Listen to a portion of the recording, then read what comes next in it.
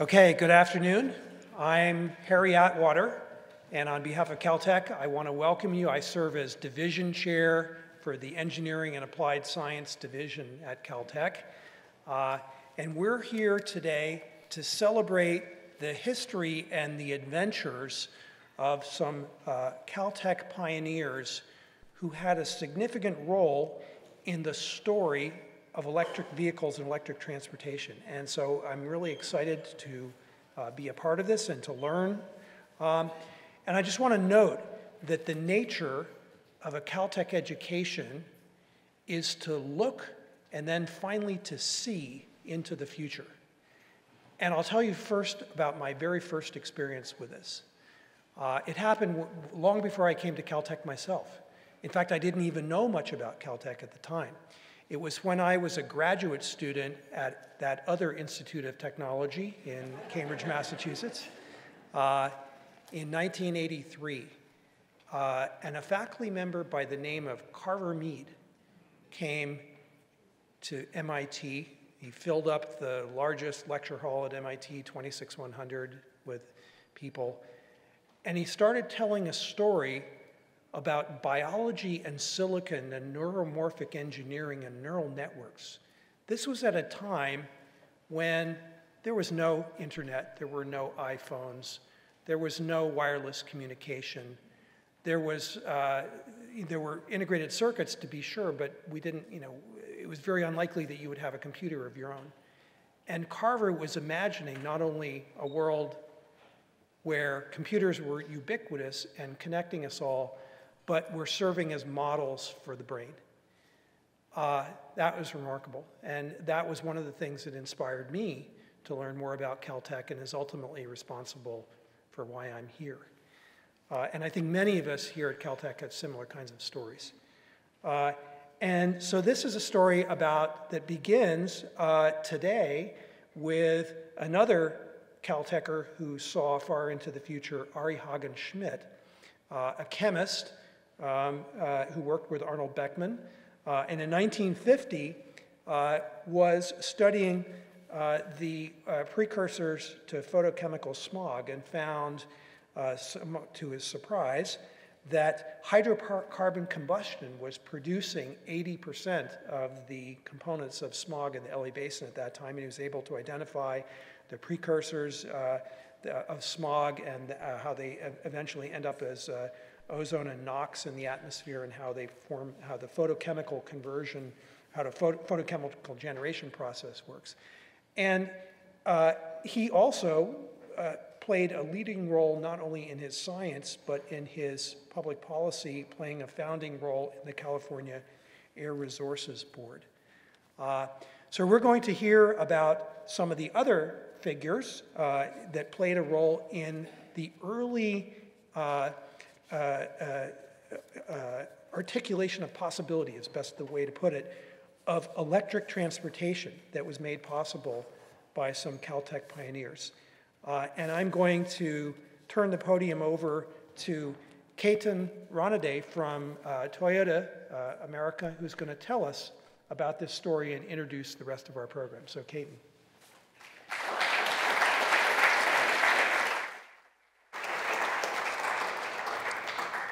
Thank you, Harry. Thank you so much for the warm welcome. And thank you all for coming tonight. It's a pretty good turnout considering the terrible traffic this evening. So we really, really appreciate your support. Before we begin, there are a few people that I'd like to thank in the audience. I hope they're in the audience. I'm not seeing them clearly, but these are folks that helped make this event possible. So we want to just take a couple of minutes to thank them.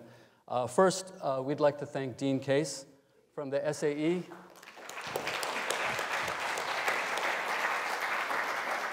Dean's the one who called me a few months back asking whether my old team, my old bosses here, would be willing to get on stage and tell this interesting story, a story which has totally transformed our auto industry.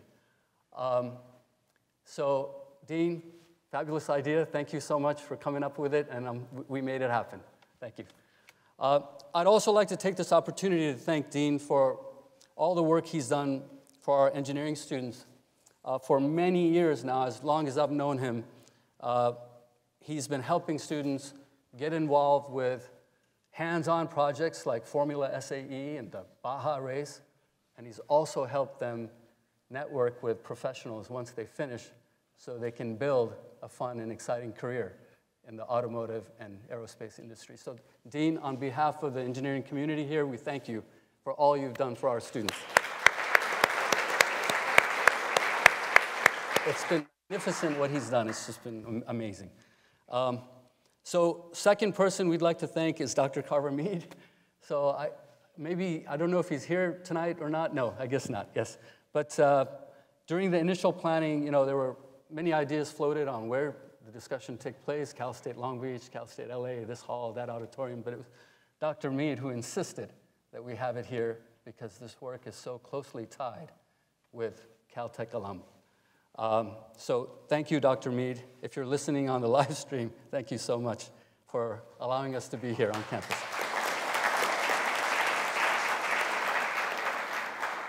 We'd also like to thank Scott Sorbet for bringing his tZero. Is Scott here? She should be. It is so great to see you, Scott, after all these years. Scott was a former colleague of ours at AC Propulsion, did some of the design work on the tZero, and somehow, some way, the car came back to him. Right? Are you living in Hollywood now? You must be from Hollywood now. But it's an amazing story. We're so happy that it's in the hands of AC Propulsion family member. And so thank you so much for bringing the car, Scott, so we can reconnect with it.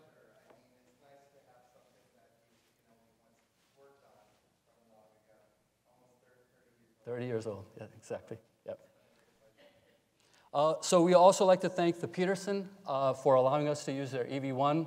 As many of you know, most EV1s were crushed, as famously documented in the movie Who Killed the Electric Car? But thankfully, there are still a few remaining, and the Peterson was kind enough to allow us to borrow theirs for tonight's event. So if there's anyone from the Peterson here, thank you so much. Thank you.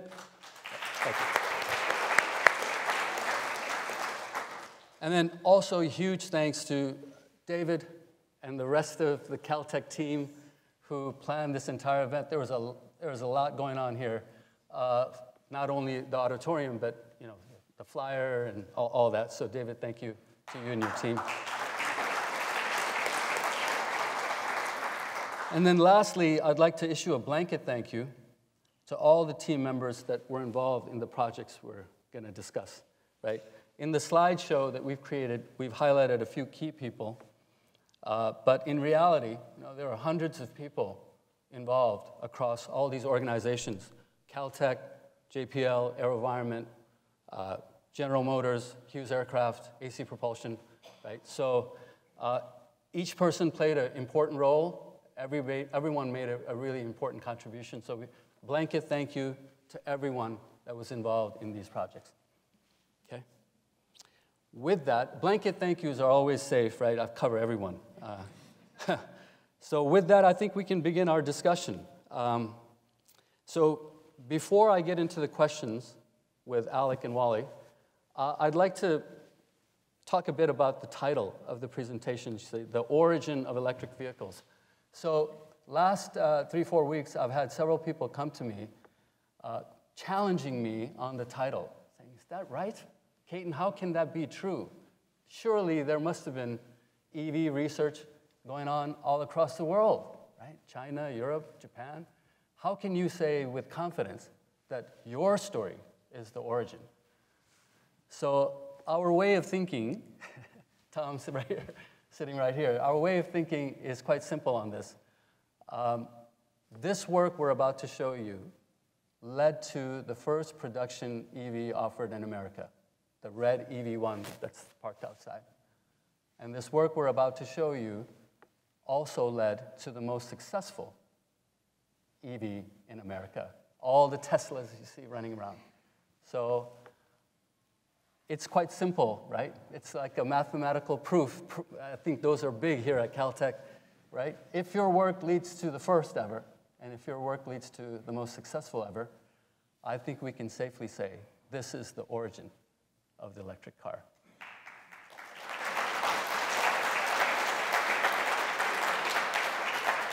So with that, let's begin the discussion. I will change seats here. And I'd like to introduce... I'm going to trade seats with you, Alec, because I'll be able to see the screen a little bit better then. So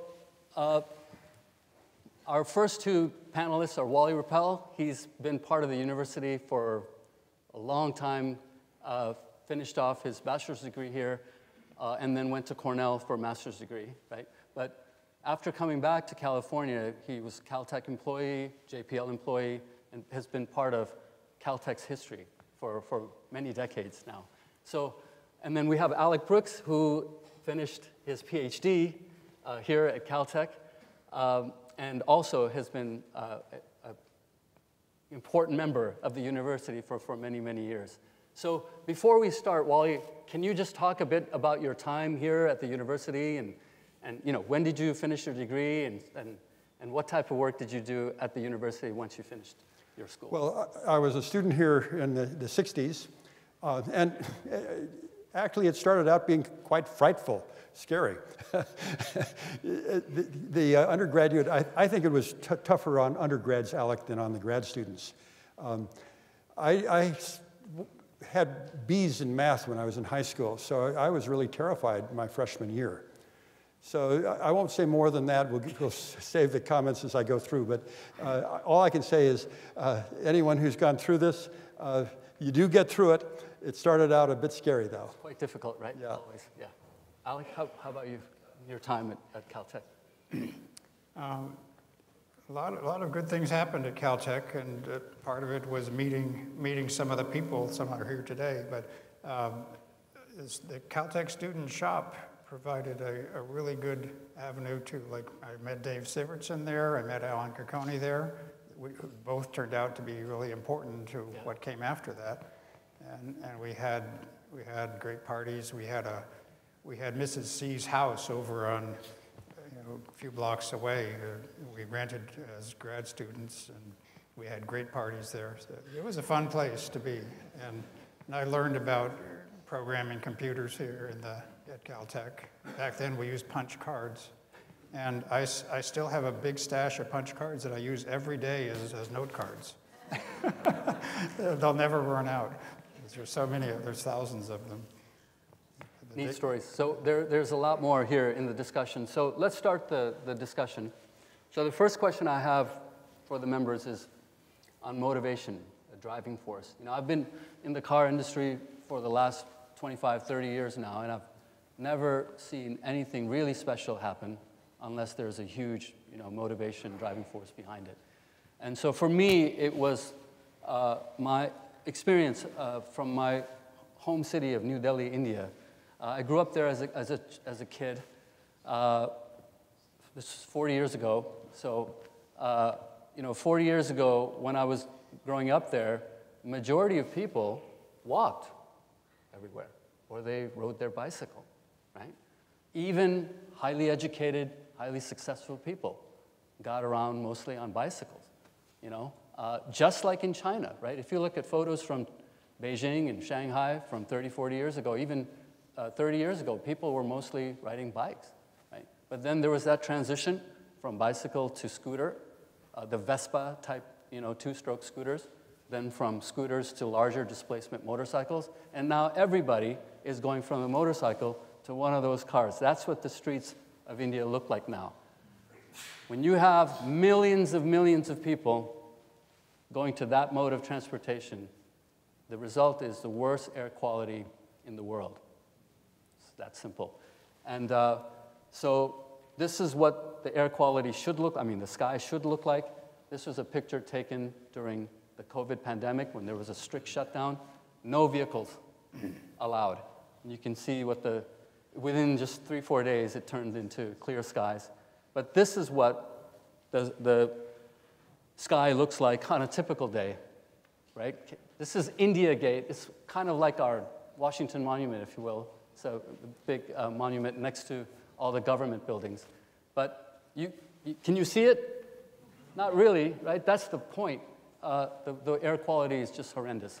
And according to ChatGPT, I was just looking, asking questions to him or her on the air quality, and it said that if you're living there, it's basically like smoking 10 cigarettes a day. Everybody, right? So imagine, it's just unfair, right? Especially to the kids that are growing up there. So this was my motivation. Growing up there, seeing this transformation is what led me to become a student in clean transportation, mainly battery electric vehicles. So that's my story. What I'd like to understand is what your story was. Why did you spend majority of your life, majority of your career focused on advancing the BEV? Wally, hoping to start with you. Okay. Well, before I get started, I just want to say a few words about a very bad place, hell. You don't want to go there. The air there is very, very polluted, and when you breathe, it hurts. And your eyes are continually stinging, and the tears are coming down. And you see an image like that, even it's worse than that because this was taken with a camera, but when you're looking at it with your eyes, the tears make it even worse. And I don't think any of you could appreciate how bad it is unless you lived in Pasadena in the 60s. So that's where it starts for me, is as a sophomore here at Caltech, a couple of 100 feet south of here in the Dabney, what used to be the Dabney Humanities Hall. And one afternoon, I was in a history class. We'd been talking about the Civil War, and now we were discussing Reconstruction and the roles of the federal and the state governments in the new situation after the war. And the conversation kind of shifted a little bit, so we started talking about the role of federal government and state government in connection with the smog problem. And the pronoun they was being bantered all over the place. They, the federal government, should be doing this policy. They, the state government, should be doing such and such. And they, General Motors, and they, Ford. And it was getting very confusing which they we were talking about. Well, one of my classmates had been pretty quiet up to this point, and he broke in with just 3 words. He said, "We are they." There was a pause. What was he getting at? And then we realized what he was getting at. We, Caltech, we've got a role to play in this. And so that got me to thinking about the role that I had to play. What could I do? So you've already heard the name, Ari Hagenschmidt. I was fortunate to go to a lecture over at the Student Center, Winnett Student Center. Doesn't exist anymore, it's been replaced.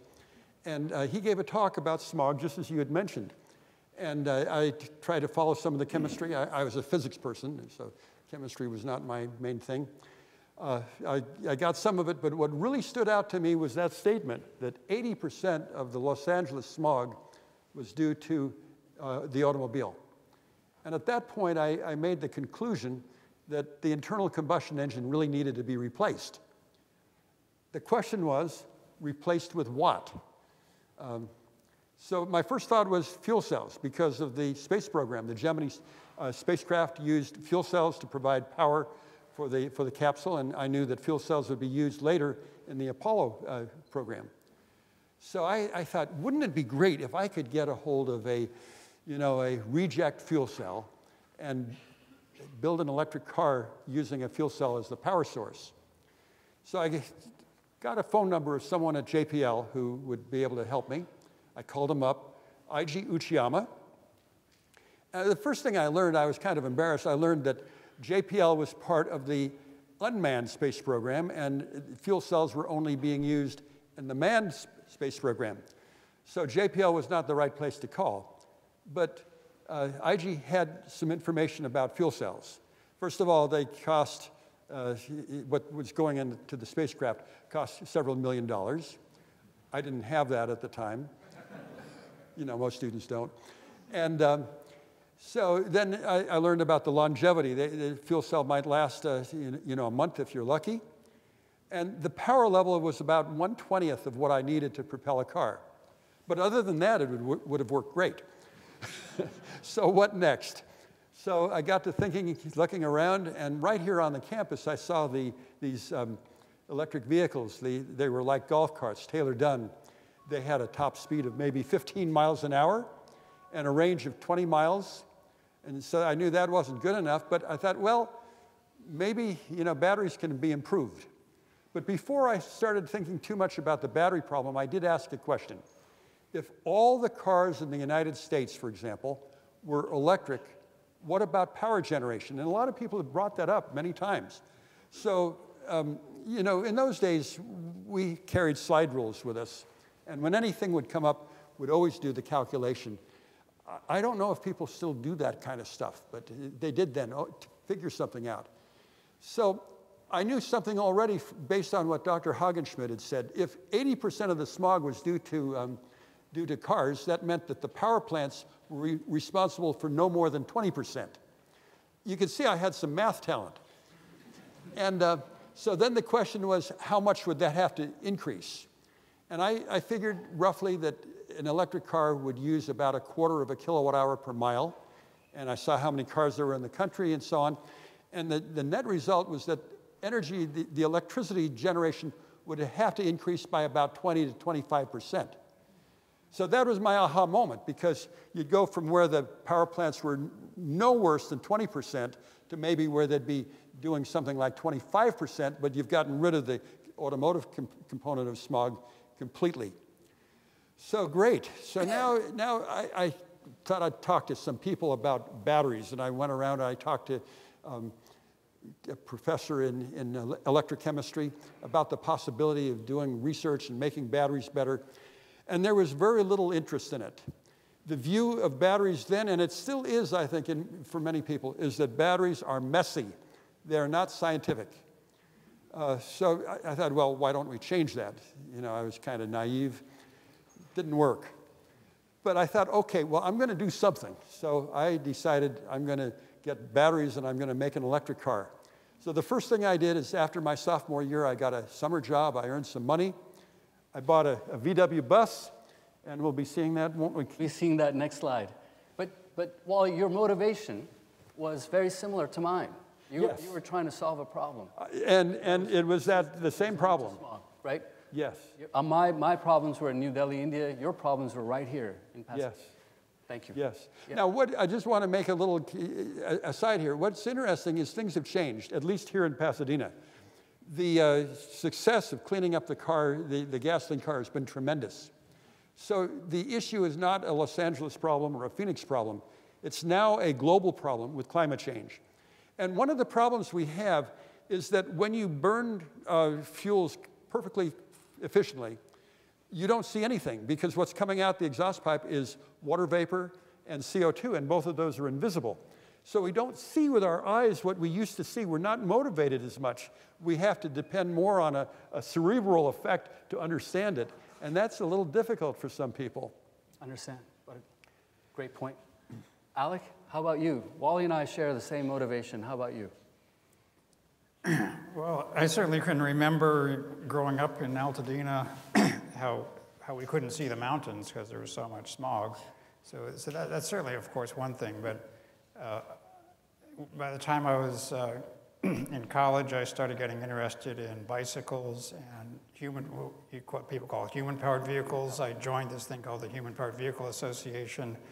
We had annual races at the drag strip in Pomona, and so I got to know some people in that. This is before any college, right? This was even before. Yeah, well, no, I think it's during college. Undergrad. Okay, I see. Periods, and then I started building some vehicles, some recumbent bicycles that are fully fared. I met Dave Sivertson in the student shop here, and he joined our efforts, and we fielded some interesting things.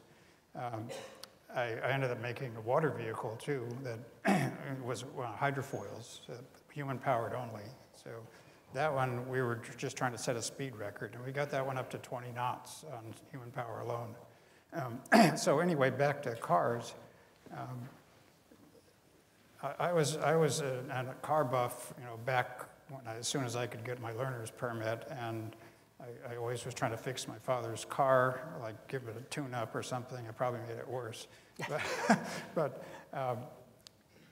I eventually got interested in what you could do with electricity from some of the bicycle work I had done with the small electric motors on them. But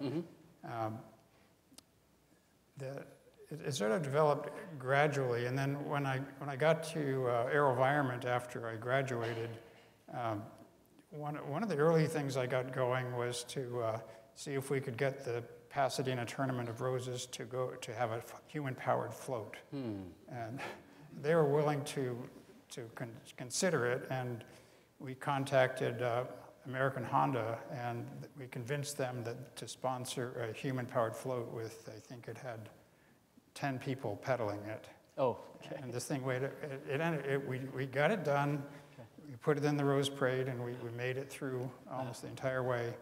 It weighed like 10,000 pounds. So for 10 people, that's quite a load. But that was a lot of fun. So then, so the things like I'm trying to think, the Sunraycer came along, and we'll talk about that later. Yep. But that kind of got me really interested. And then one thing about connection to Wally is that I first was exposed to the idea of an electric car when the Pasadena Star-News was covering his race every day and giving updates. And my parents, subscribed to the Star-News, so I was actually reading the updates on your race every day. What year was that? I think I was around like 8th grade or something like that. So it's a great segue into our next topic. So, I've been on the phone with Alan Cocconi. We'll be talking a lot about him throughout this evening. But he, during my conversations, is always crediting Wally for bringing the whole team into the electric vehicle scene. And it all started with the VW bus. Right? Okay. So Wally, hoping you can take us through this early work, the great electric car race, and your participation in Caltech's involvement. So I had just mentioned that I got a summer job. I earned enough money to buy a VW bus, not a fuel cell, but a VW bus, and I got batteries donated. The VW propulsion thing actually evolved over a year. And now that when I was a senior, I now had a vehicle that was working. It had about a 55, 60-mile range and a top speed of about 55 miles an hour. Okay. And I was courageous. I drove it on the freeways even. I drove it from where I was living in Hollywood to Caltech daily. And so it was my transportation. And that was working out well. There was interest in it. There was interest here on campus, but there was no interest in really tackling the energy storage problem. And so I was a little frustrated with that. Let me just mention, as you look at these pictures, you can see the electric motor in the back there. This picture on the left is the day of the start of the electric car race. And there's a white line there, and that is our start line, and that is MIT's finish line.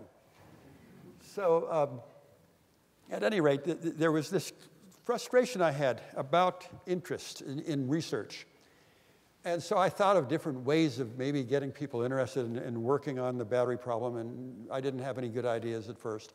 Then I came up with a crazy idea of a cross-country electric car race between Caltech and MIT.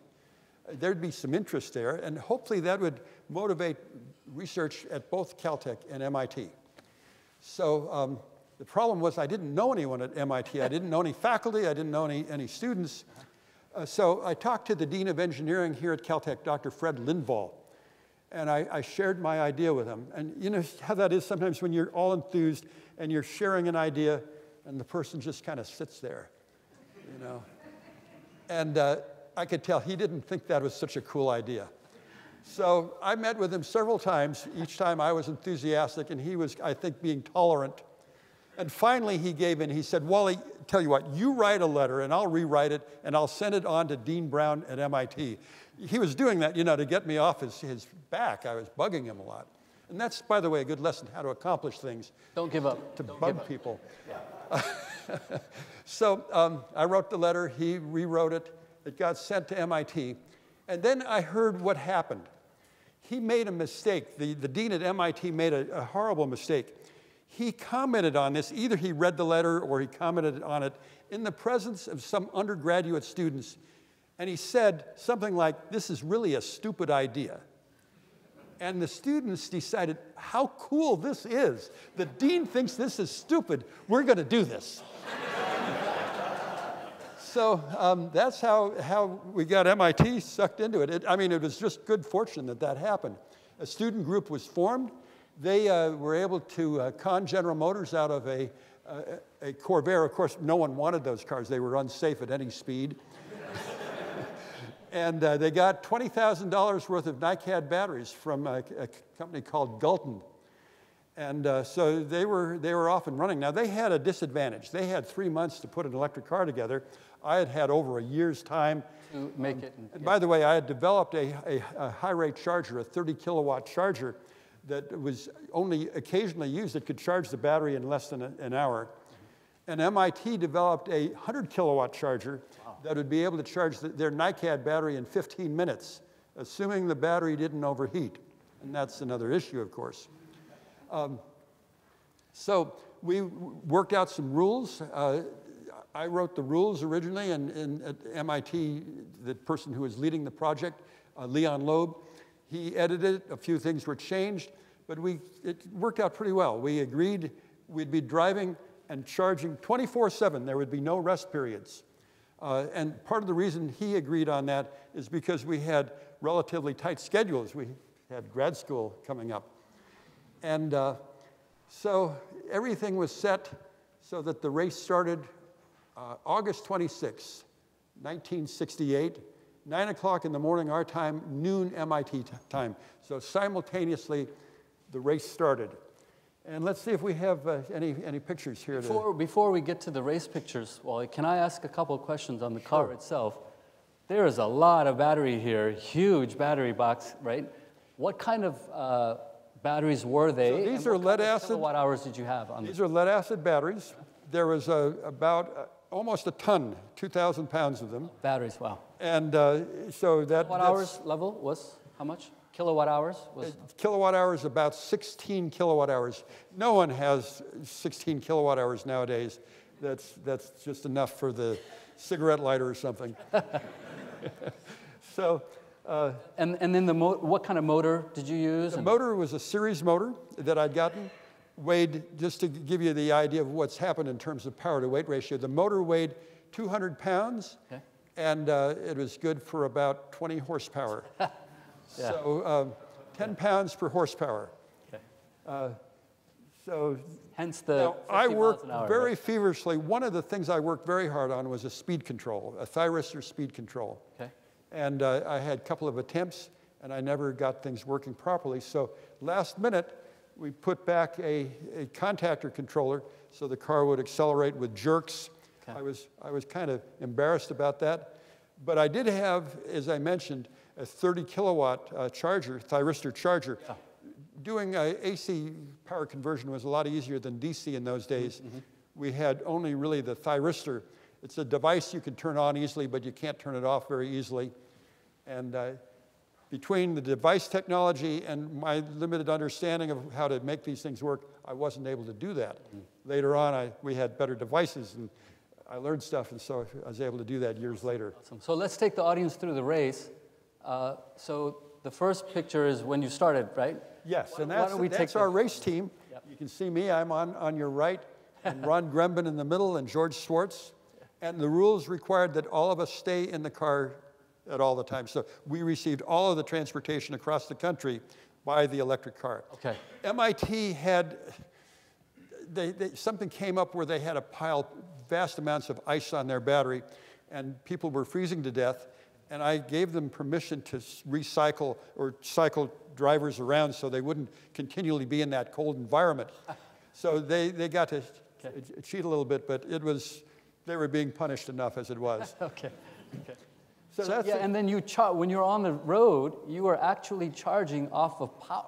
Yeah, we had power 55 coming down from the poles. We had 55 recharge points, and every one of them looked different. Some of them was power coming from a pole. The first recharge point, power was coming up from a manhole. We had one recharge point that was really elegant.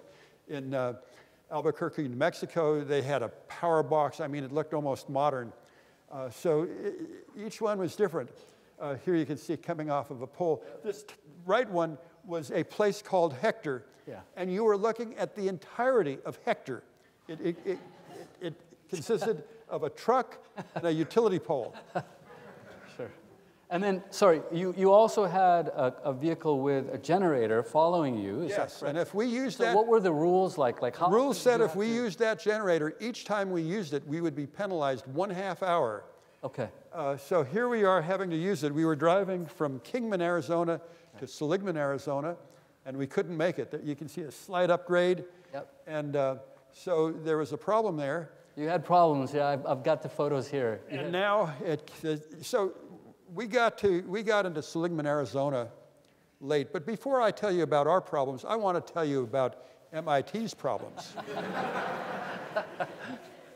So the first day of the race, they did not make it to the first recharge point before their battery overheated. And it was interesting. We were listening. We had an AM radio. We were listening to what was happening to MIT. And our first reaction was, this is great, you know. And then we realized, no, it's not great. The race may be coming to an end. But MIT was very creative. They figured out that they could solve their overheating problems by piling 200 pounds of ice on top of their battery. Now, think about that. You know, you've got recharge power that's ground referenced. I mean, it's amazing that the MIT people survived, but they did. And the ice worked so well that later in the race, I hate to tell you this, we had to start applying ice on our battery just so we could remain competitive with MIT. Yeah. So they got their problem solved. They did do a lot of towing when they had problems. They had other battery problems. They had some problems with their charger. They had problems with their DC to DC converter. And I don't want to gloat too much because remember, MIT had to do this stuff pretty quickly. They had only 3 months, but they had a lot of people, even some girls to help out. So we didn't have anything like that here at Caltech. So they were so creative, it was almost dangerous, huh? Yes. Yeah. So you had motor problems in Arizona. How did you resolve? You know, how did you get through such a mess? Well, just a little while ago, you saw we were using the diesel generator. Yep. And the next recharge point was this point here on the top left, Seligman, Arizona. And we got there and we thought, okay, now our problems are behind us. You know, we actually had to use the generator twice. So we had an hour of penalty. We were way behind schedule. And so I'm thinking, okay, you know, now maybe the odds are going to be in our favor. But it was just the opposite. We started charging at this point, and after about 15 minutes of charging, the power went off. And it wasn't just for the electric car, it was for an area. We blew a primary fuse on the utility. And that's not a good way to create friendship, you know, when there was a little machine shop and some other things, and people were kind of angry. So I realized the answer was to charge at a lower rate. So the utility worker replaced the fuse. We started charging again. And now after about 15, 20 minutes more, it went off again. Had to replace the fuse. And this time we charged at a very low rate. So we knew that there was an air compressor that was kicking on. And probably the fuse was close to its failing point, its fault point. So we got through the charge. And so now I thought, finally, the problems are behind us. And how wrong I was. I was driving. When we got to about 10 miles out of Seligman, Arizona, en route to Flagstaff, there was a little downgrade, probably about, 4% or something. And I had a crude regenerative braking. You turn a switch on, and it would put current through the field winding in the motor. And if the motor RPM was high enough, you got some regenerative braking. So I was in third gear. And I wasn't really slowing down much. So I did the mental calculation. If I downshift to second, I figured I'd be bringing the motor RPM up to about 4,000. And that's what the motor was rated for. It was 4,000 RPM. So I downshifted, and now the regenerative braking was good. A couple of seconds later, there was a loud bam, and the car decelerated very quickly. What had happened is the motor blew up. And you see that picture on the right. This is where some of us are, I look kind of, unhappy, and we all were a bit unhappy. I told the crew, I said to each of us, the other two of us in the electric car and the 3 follow car people we had, I said, look, there's no way we're going to be in this race. This is the end of the race for us. Because I knew what was involved. You have to get a new motor. It has to be flown across the country. We've got to do some machine work on the motor so the adapter plate will fit, on and on. I laid it all out. And in my mind, it was over. But on the far right is Dick Rubenstein, one of the Caltech people that was part of the follow car team. And Dick said to me, he said, Wally, I know the rules, and the rules allow us to push the car. What are you getting at, Dick? He said, well, we can push the car all the way across the country, and it'll be the first electric car to go across the country. But then he said, I have a better idea. He said, let's fix it so we can drive across the country. So it was his idea. He said, Wally, you're going back to Seligman. You're going to get on the phone. So I followed what he was telling me. I got on the phone. I called Electric Fuel Propulsion, where we had gotten the motor from. Yes, they had another motor, and they'd crated up and sent it out. And just before I got off the phone, I thought, is there any chance that they changed the shaft? We had this weird square shaft on the motor. And he said, yeah, about 2 months ago, we went to a round shaft with a double key.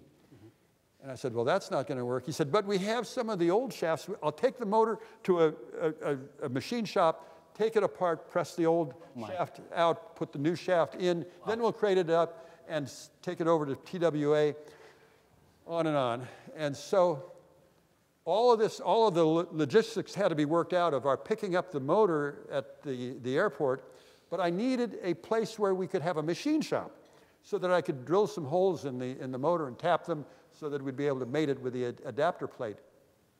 So I was on the phone. Now picture this. Calling universities, I called several universities, told them who we are, what we're doing. Some of them had heard of us. Will you let us use your machine shop?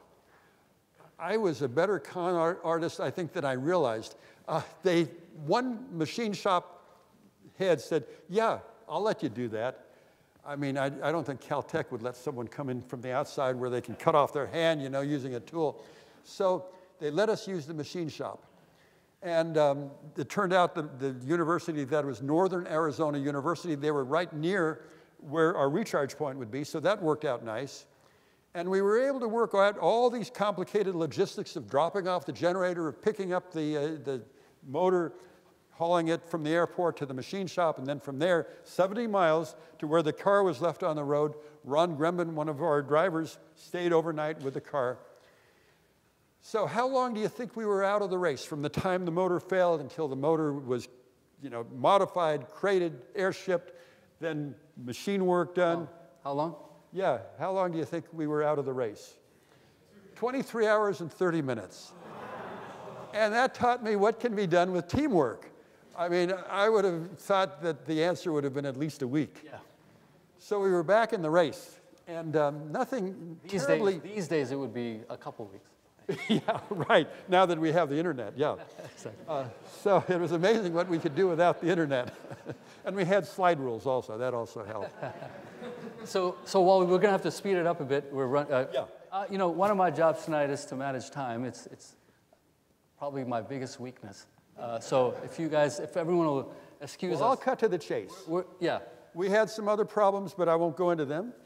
And toward the end of the race, MIT, it looked like it was in the bag for them. The ice had worked well enough.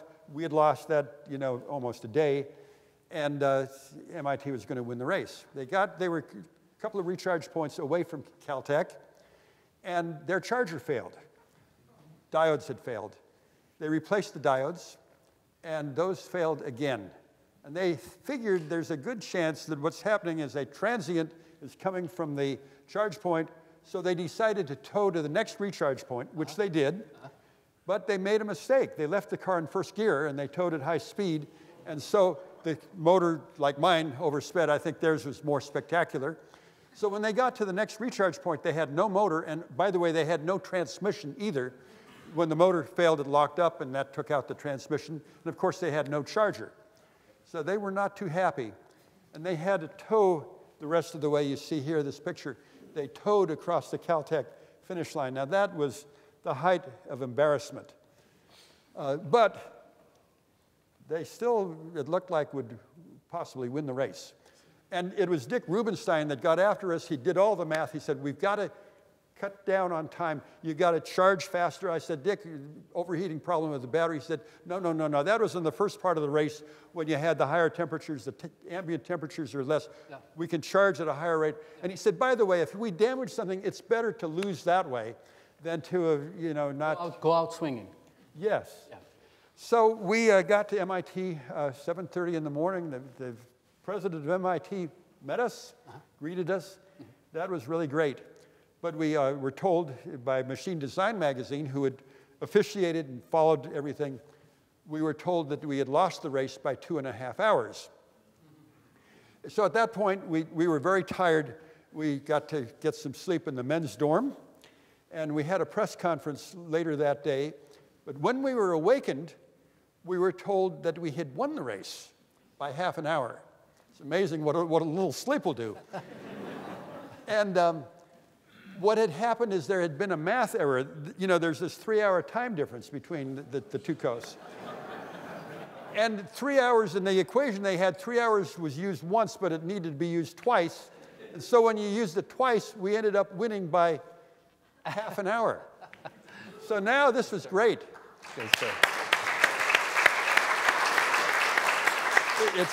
It's not quite over yet. The best part is what MIT did. We were going to stay another night, which we did, to kind of recuperate. And the president of MIT and some others had really some great insight. They moved us from the men's dorm into the women's dorm. So that's how it ended for us. And that was the end of the electric car race. We ended up winning, and we ended up in the women's dorm. I mean, amazing story. How much better could you do? Amazing story. So yeah, from a historic perspective, as you'll see throughout tonight's presentation, this story is not a 4-minute pop song, right? This is a symphony, long, drawn-out symphony with many movements.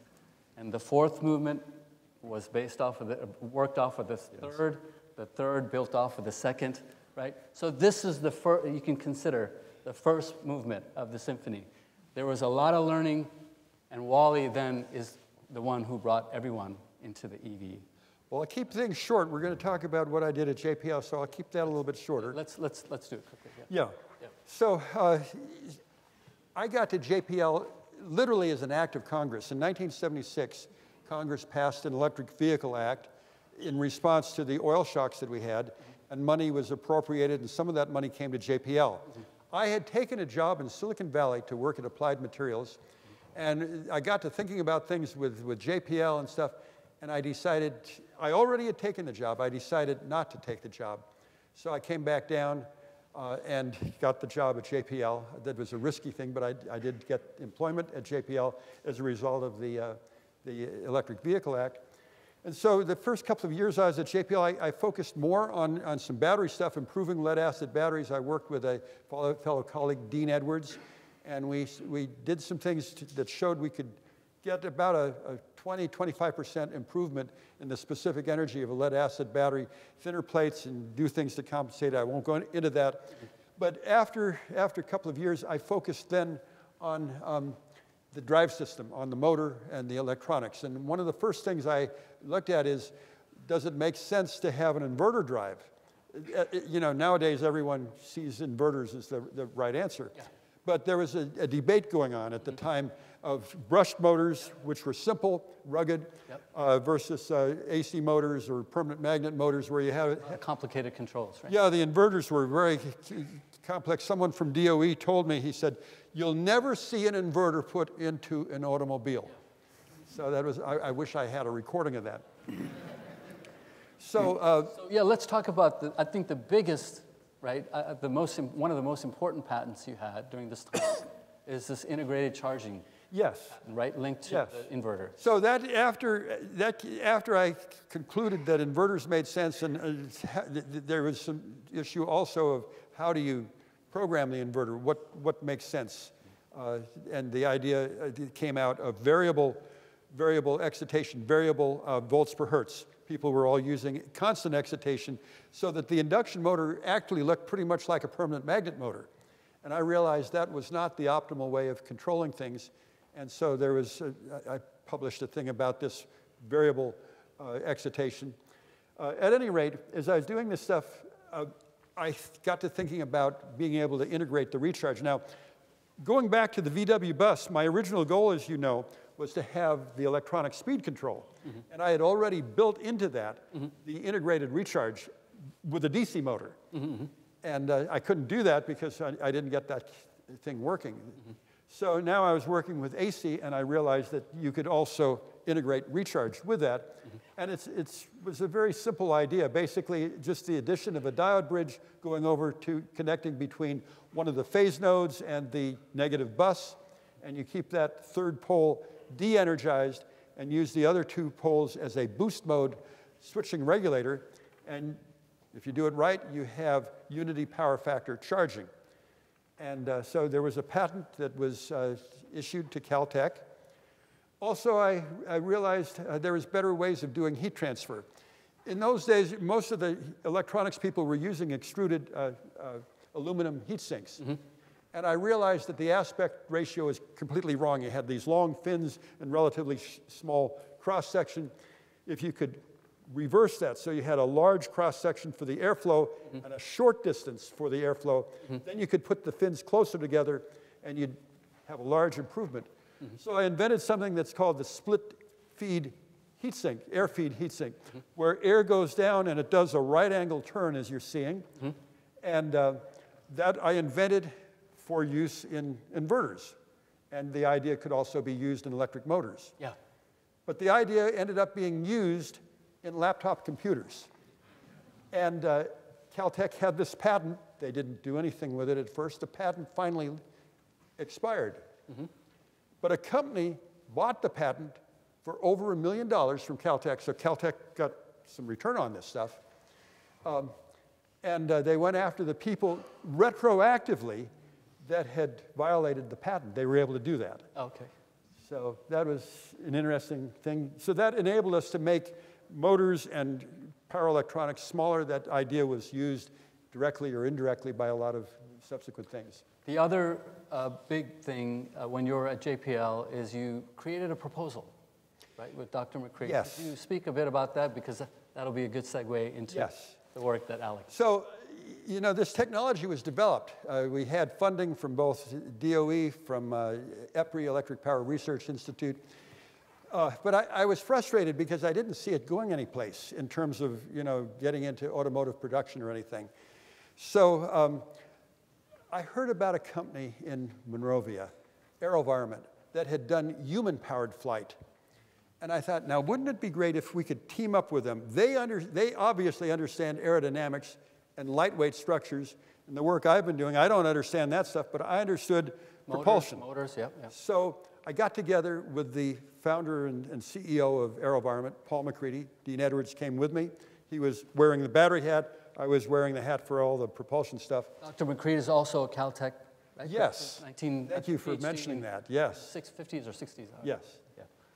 And he has a lot of accomplishments with hang gliding and all sorts of things. He understood aerodynamics. So a proposal, he wrote the proposal called the Electrospirit proposal. We put the ideas that I'd been working on at JPL into that, and he saw some ideas for making a lightweight aerodynamic vehicle. The proposal was submitted to General Motors, and guess what? It wasn't funded. I don't think anything, I think with a cold call like that, you know, where you write a proposal and you haven't done the work of getting to know the people, I don't think anything like that would have worked. And that's why this next part is interesting of what did work. And Alec will be talking about that with the Sunraycer. Alec, let's talk about what did work with GM. So I'm going to trade places with you so you can look at the screen better, Alec. Now we're going to play the second movement of the symphony. Okay. It was mostly, majority of the work, or a lot of it was responsible, Alec was responsible for a majority of it. It is the AeroVironment and GM Sunraycer. So Alec, before we get into the people that were involved and all the development that went on and we show the audience the race itself, could you take a couple minutes to just explain what the main objectives of the race were, right? Why was the Sunraycer created, and how did it all begin? Well, the Sunraycer was created to win a race. So there had been some like long distance runs in Australia with fairly crude solar cars previously, and then they got the idea that they would try to have an international race where people would come from all over the world, and it would be a race from, say, it was Darwin to Adelaide. Yep. And so that was the kind of the start of the thinking that we had. And I had found out I had seen this in a magazine or something several months earlier, and I wrote to them from my house as a private individual, and I said, I'm interested in the rules for this race. And I was at the time, because I had been doing human-powered vehicles, watercraft, Sure. Yeah. and I was thinking of possibly doing an entry together with Alan Abbott, who was my partner in the hydrofoil, just as a private, hobby project.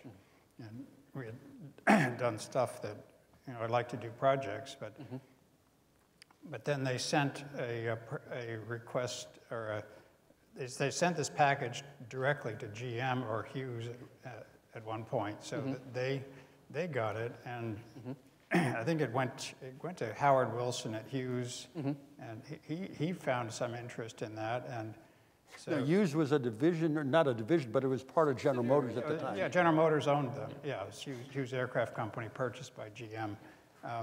So I guess the initial invitation went to somebody back at GM, and they sent it on to Hughes because they thought it might be in Hughes's ballpark, which it would be for the most of it. So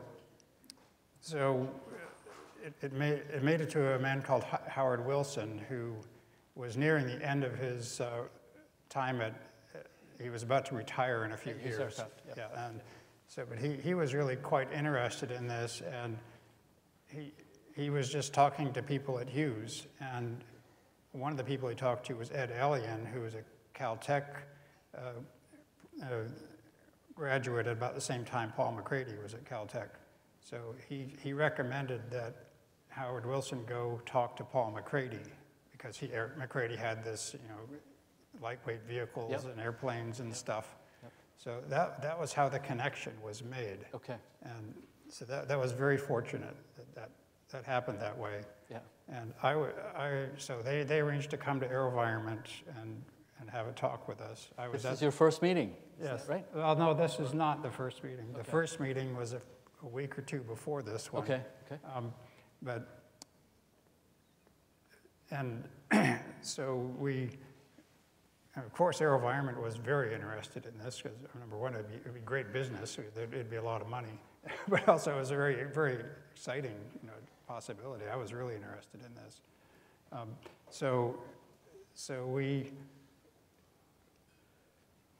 decided to have another meeting at AeroVironment, or we asked for some funding from General Motors. Howard Wilson, who was the one on the second from the right, he was like the vice president for Hughes Aircraft Company. He was the representative between Hughes and General Motors, so he knew people on both sides, and he knew Hughes inside and out.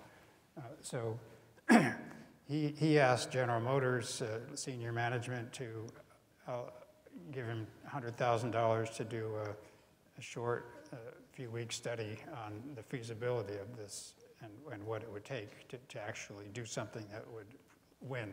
Right. So this is the first meeting of that.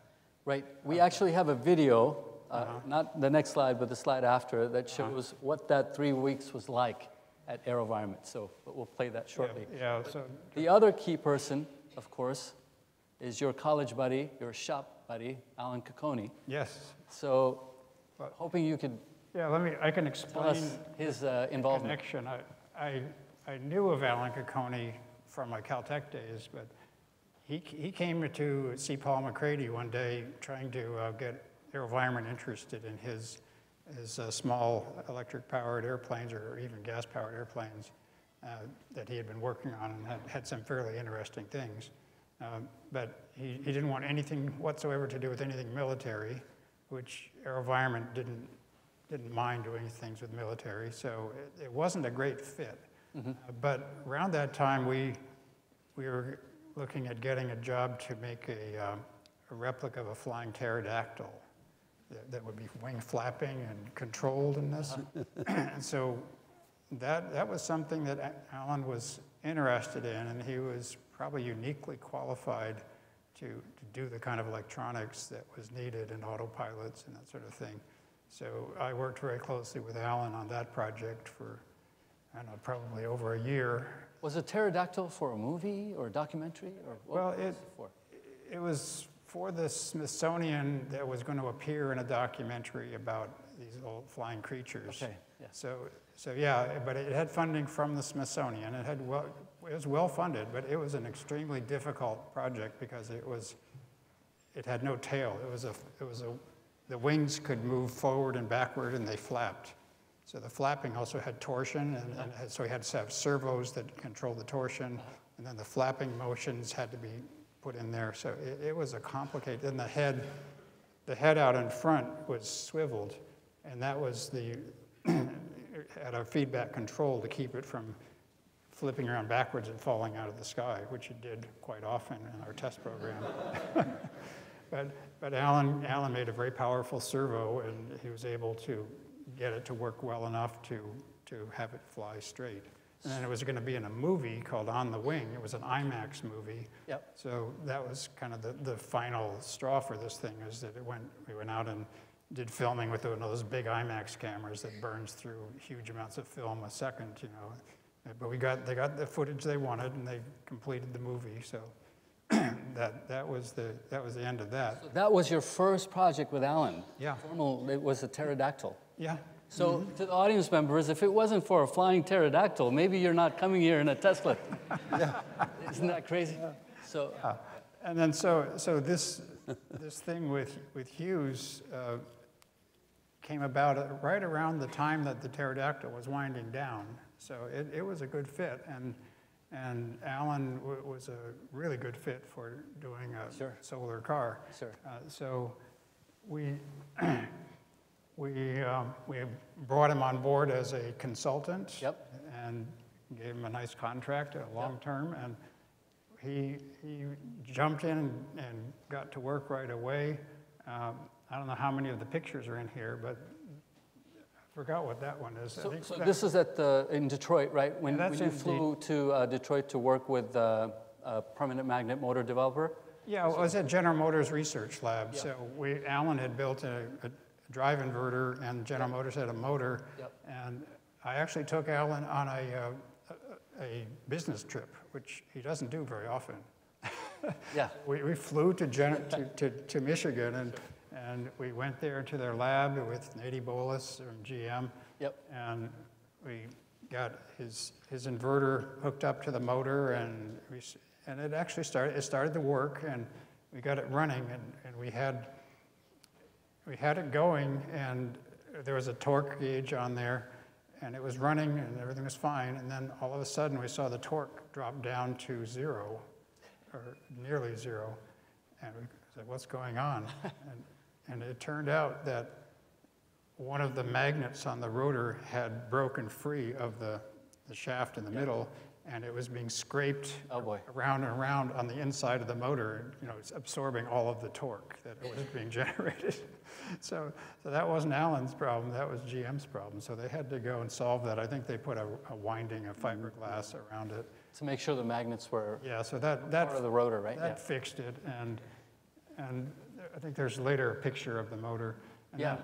then, we don't have that many pictures, but there was a lot of content in what we had to do. We have a few development photos Okay, that but- shows everything a bit later. Yeah, okay, but But let right me now- go back to that sorry. previous one. Yep. This is the first time or one of the very first times we test drove the chassis of the Sunraycer, had the drivetrain on there. And one of the things that Alan did, which irked me at the time, but later I decided that he was totally right, is that he slammed on the brakes. He got up to speed and he slammed on the brakes. And I said, "What are you doing that for?" And he said that the aluminum uprights looked too weak, and he was afraid that they would bend under hard braking. Wanted to test them. Right? Yeah, and he wanted to test it. And true enough, they bent. They're a soft aluminum, and they sort of, instead of like the wheels pointing straight ahead, they went like this. So that ended the operations for the day, but it showed us that we had to have stronger uprights on the suspension, and we made them out of steel after that, out of fairly thin steel, but it was much stronger. So that solved a problem to be very quickly. We have more photos to discuss the development, but the next video basically highlights the first 3-week study that Alec talked about. And by the way, that's not what I usually wore to work. I think it was because GM was coming or Hughes was coming. Just for the interview, right? Yeah. So let's show the audience sort of what happened in the first 3-week assessment of the Sunraycer. It must have been late December that I first heard about the World Solar Challenge. Between then and about the 1st of March, I was in the process of trying to evaluate the various areas of resource that might be tapped for the program. With only 7 months until race time, Howard Wilson assembled a team of engineers from General Motors, Hughes Aircraft, a subsidiary, GM Hughes Electronics, and AeroVironment, a small independent engineering firm. This team was given 3 weeks to see if it was even possible to design and build a solar car in such a short time. During that 3-week study, we looked at about 10 alternative configurations, many of which were very similar to what we saw in the end in Australia. And out of these plans emerged the Sunraycer design, a unique approach which emphasized low aerodynamic drag by incorporating the solar array into the body structure rather than using the standard flat-top design. Every time we worked out the numbers, the Sunraycer kept appearing. Using sophisticated computer modeling, Sunraycer's shape was refined. The design team knew that a body integral solar array would cost them about 10% in solar collection efficiency, but would pay off in aerodynamic gain. The Sunraycer would have a lightweight aluminum frame to support the 570 pounds of car and driver, a powerful MagnaQuench motor weighing just 11 pounds, silver zinc batteries for storing solar energy, power electronics to regulate the electricity going to the motor and batteries, a sturdy but lightweight body made of a Nomex and Kevlar composite, a gold-plated canopy to reduce infrared radiation and keep the driver cool, and a solar array with 8,800 silicon and gallium arsenide solar cells which convert sunlight to electricity. In just 3 weeks, the design team had identified these key elements of the Sunraycer. Now came the big job, designing, building, and testing it. 3 weeks using a Macintosh Apple computer, huh? Well, no, some of these were bigger computers. No, I was teasing Alec during the preparation that my keychain memory stick probably has 1,000 more memory than the computers they used. But they were able to do a quick analysis. And then, so let's talk a bit about the development. So I had a few questions for you on the platform. Yeah. So it was an aluminum chassis, correct? Tubular frame. Mm-hmm. And you mentioned you had to strengthen it with that brake test up front. Is that right? Yeah, that was the uprights in the front wheels. Yeah. You can't see them very clearly here, but they were steel tubular structures that were bent and welded and that sort of thing. I see. So when you started, Alec, did you have targets for weight? Like, or were you going at this as with the, hey, we need to make it as light as possible? It's more like that, the latter, Okay. because we knew it had to have a certain size, basically, and we knew that there would be rough roads, and we just designed it to be lightweight as we could, but consistent with not falling apart, you know, on the road. Sure. And the top view there is tires.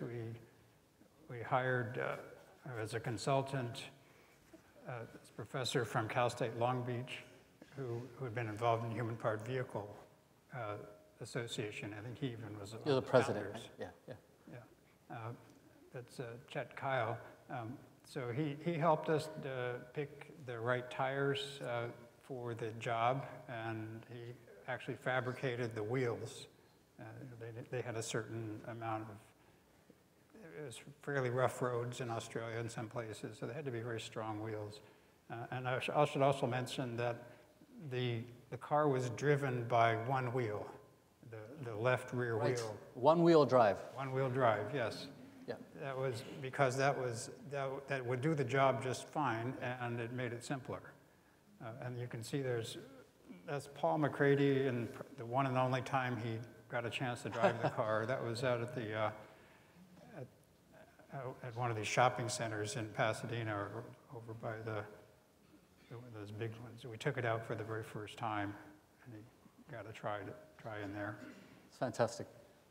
So let's talk a bit about the body and the solar array. Mm-hmm. So obviously, since you only had, 1 or 2 kilowatts coming in from the solar array, mm-hmm. You had to have a very light aero vehicle, right? So did you have targets for aerodynamics, the drag and the area, frontal area and all that stuff? This is, but for the audience, the picture on the top right is Alec in the Caltech wind tunnel. So that's here on campus. And the picture at the bottom is with the actual car in a GM wind tunnel after the car was completed. So that was actually after the race was... After the race was completed, right? So it was more like for show. Sure. Yeah. The one there that you see that model was out on display today, because I used to have it and I donated it to Caltech. We went over it. Right. David Zierler carried it back and over here. So it's moderately heavy, but that's in the Merrill Wind Tunnel. Do you remember the drag coefficient of the whole body? No. I mean, I do. Okay. 1.13. Yeah, that's... Or 1.3, 1.4, around, okay. Okay. Fantastic. Oh. Thank you. Okay, yeah, it was what we needed, and we you see on this one, we ended up putting small fins on it to reduce the... Stabilize, right? Yeah, well, it was to reduce the crosswind problem, and it was that was brought out by the wind, and the model you see out there, I think, has those fins, but it's not on this version yet. Mm-hmm. So that's and the solar array was from Hughes Aircraft, correct? Yeah. It's mostly they were primarily used for satellites, isn't that right? Well, the people that built our solar array were people that made satellite arrays, I'll put it that way. Yeah. And I was actually refreshing my mind about how this went along. And what happened was the people that make these, I mean, AeroVironment had to make the base of the Kevlar and Nomex honeycomb, what the cells are all going to be mounted to. But Hughes had the job of figuring out how the cells are going to be patterned on there and all the wiring connections and all that stuff. But the other problem they had is that they had to order, I think, thousands of these cells, and they needed to get them in a short time. So they were looking at multiple vendors. I think they had actually a couple of different vendors for the gallium arsenide cells, and I think the way it worked is the first array they made was all the gallium arsenide. Then we made a second one for the backup car that had partial silicon cells, very good silicon cells, and partial gallium arsenide. Okay. And they figured out exactly where they would make the best use of the types of cells. So they were really happy to be able to do something different from a satellite because they had much less, controls over their processes for this thing because it had to go so fast to get it done. Got it. So in order to get the most power or energy from the sun, it's best to have a flat, right? But you decided to have a curved solar array. Could you talk a bit about that? Well, the The flat one would have had to be coming in and it'd have to be tracking the sun if you were going to do that, right? Yes. So now that becomes a problem with crosswinds. Ford Motor Company had a vehicle like that, right? Their vehicle was the type that moved in your race, according to my research. Yeah, I think so, yeah. And they didn't go that fast. I'd like to just make a comment on that. You're absolutely right, of course, about the advantages of the curved integrated array in terms of crosswind. But it was also a faster vehicle. And a lot of people didn't understand what was going on. I mean, when you look at a flat array and you don't know too much about aerodynamics, which I think was most people, they think, oh, it's just this very tiny leading edge that's the frontal area. And so even if the drag coefficient is 1 or 1.5, it doesn't matter. But there's other terms in the aerodynamic drag. The problem, though, is when you curve the array, now you've got different parts of the array in different sunlight, and something had to be done about that. And that's where the power tracker came in, and Alec can We'll show you pictures of that. So we're going to have to speed it up here, get through the rest of the slides quickly here. Yeah. So this is the photos of all the power electronics. The bottom left is Alan Cacconi holding one of the original motor controllers. You can see that it was a 3-phase permanent magnet motor. You can see the electronics for each phase, if you will, in his hands. Yeah, look, let's look at the middle pictures there for a moment. The bottom picture was taken at the offices of Schuch and Middlebrook. Schuch and Middlebrook, which was called, what was that called? Teslaco. Teslaco, yes. Alan sort of worked for Teslaco part-time, so he had a key, and he discovered that he needed to rewind one of the early motors that had been provided. It wasn't the fancy one, but so he had to go and rewind it, and he did the whole thing. He rewound the whole motor, and he tried it, and he tested it, it didn't work properly, and then he realized that he had made a mistake. And so he had to go and cut out all of the windings that he had just put in, and this was at night. And I was there with my camera, and here he is, he's holding his whole hand up with a big handful of wires that had been cut out. He had to cut out from the stator, and he has a smile on his face still. So the next day, I think he had it done. He had the motor rewound properly and got the testing started. And this is Nady Boules, the creator of the permanent magnet motor that you used, right? Yeah, so there's one thing to notice on that is he's taking a picture, and he's very proud of how small the motor is. Yeah. But if you look up on the top picture, that is the actual motor. Okay. But most of it is because we wanted to have more heat sink areas and more to keep the motor temperature lower. Not that we're going to overheat it necessarily. Australia's a hot place, right? It's also if we keep it cooler, the efficiency will be better. Sure. So we had them they started with this big billet of aluminum, and they just went in and sliced it. And I don't know how many, we probably have 30 fins on there. Yeah. And we just had a feed duct to it, and air just went flowing through, probably most of the time without a fan at all. Yeah. This slide is really important, everyone. This is kind of when the first sort of inverter started to come to life, right? 3 phases. This was permanent magnet. Later on, Wally and Alan mostly focused on inductive motors, but this is sort of the first stage when Alan started creating motor controllers. So this is a quick, Wally, hoping you can provide some insight into... I can tell you what's on there, yeah, okay? Yeah, let's talk about the vehicle itself, and then we can talk about the... Well, I'll tell you the parts there. Yeah.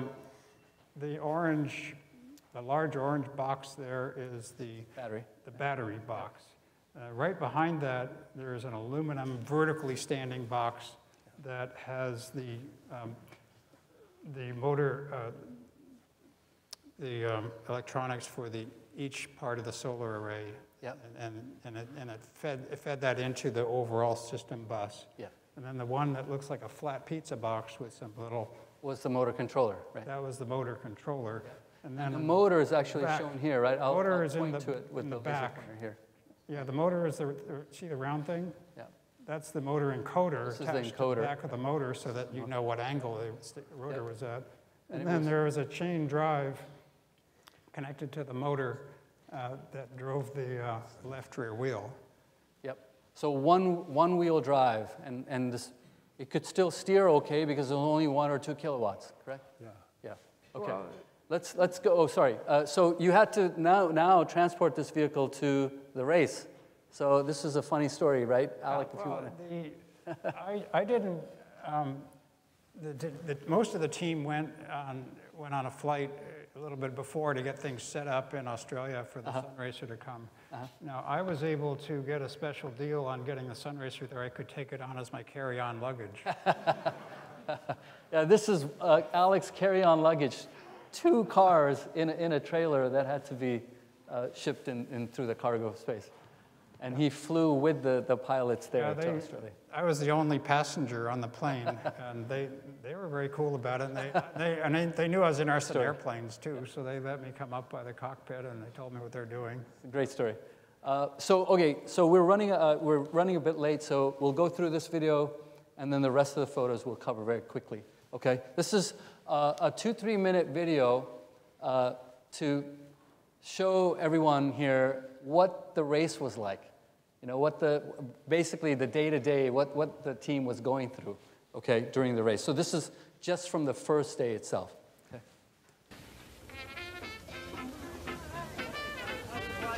Maybe, watch out. Let him loose.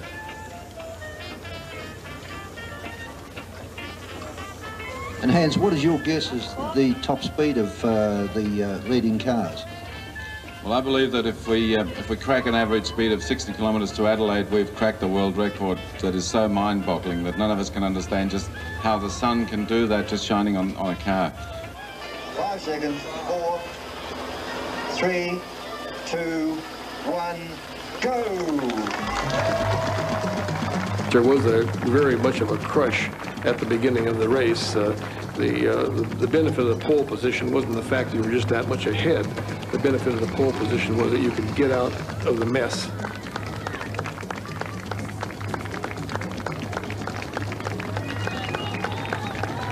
Our initial strategy was to use excess battery power, allow John Harvey to really just gun it and try to open a lead so that we can get out there and keep going.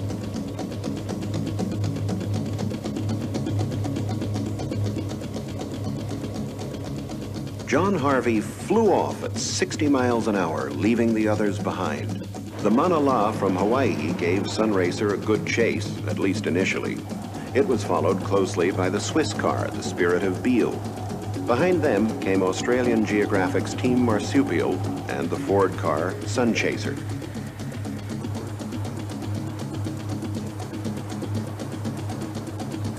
Sunraycer maintained its starting lead. As the day went on, it pulled further and further ahead.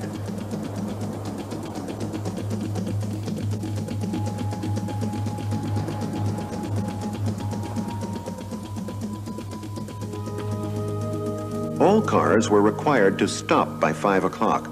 The scout team monitored the weather and road conditions ahead of Sunraycer and chose the stopping place each day.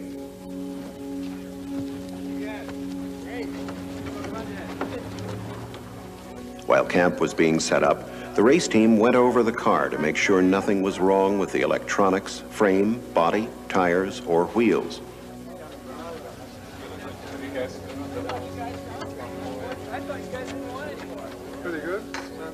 Using the solar array, the batteries could be charged for 2 hours in the evening and again in the morning before start time.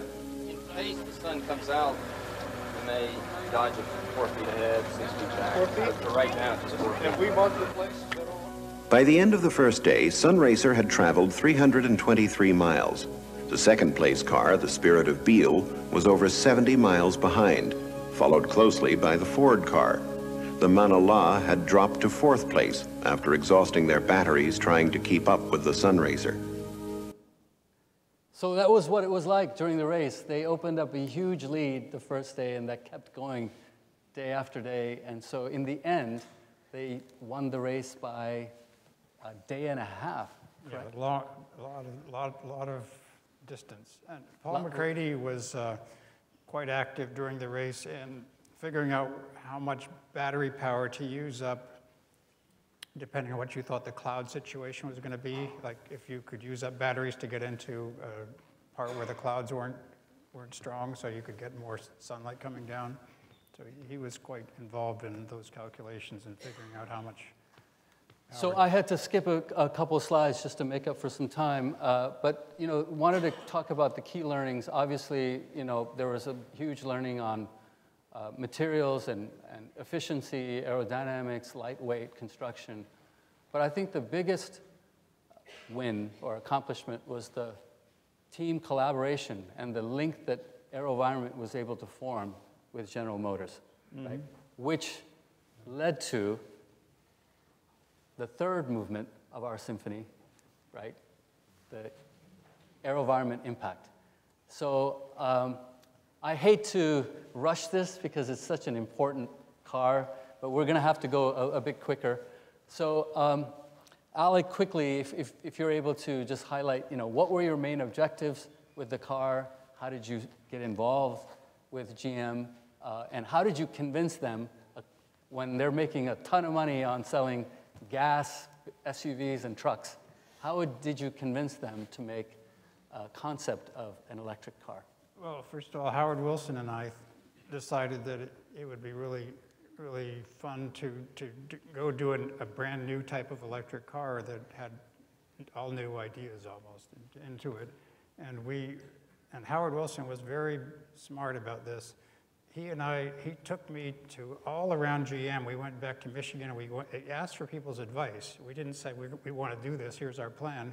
We said, if we wanted to do something like this, what would you counsel us to do? Who should we talk to? That kind of thing.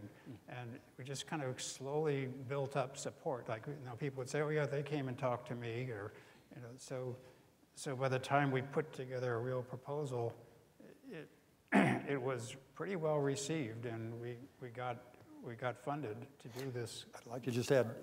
I'd just like to add my 2 cents.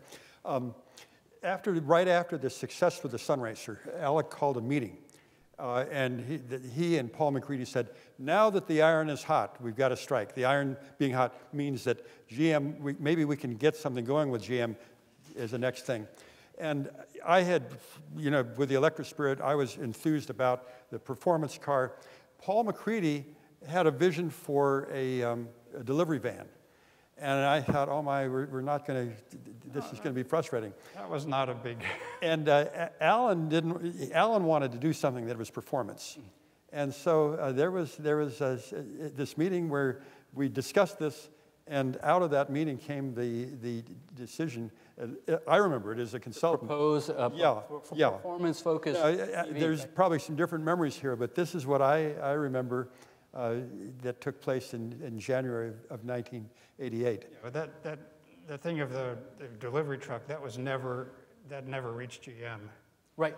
Right. It was squashed. No, that was just here in California. Yeah, sure.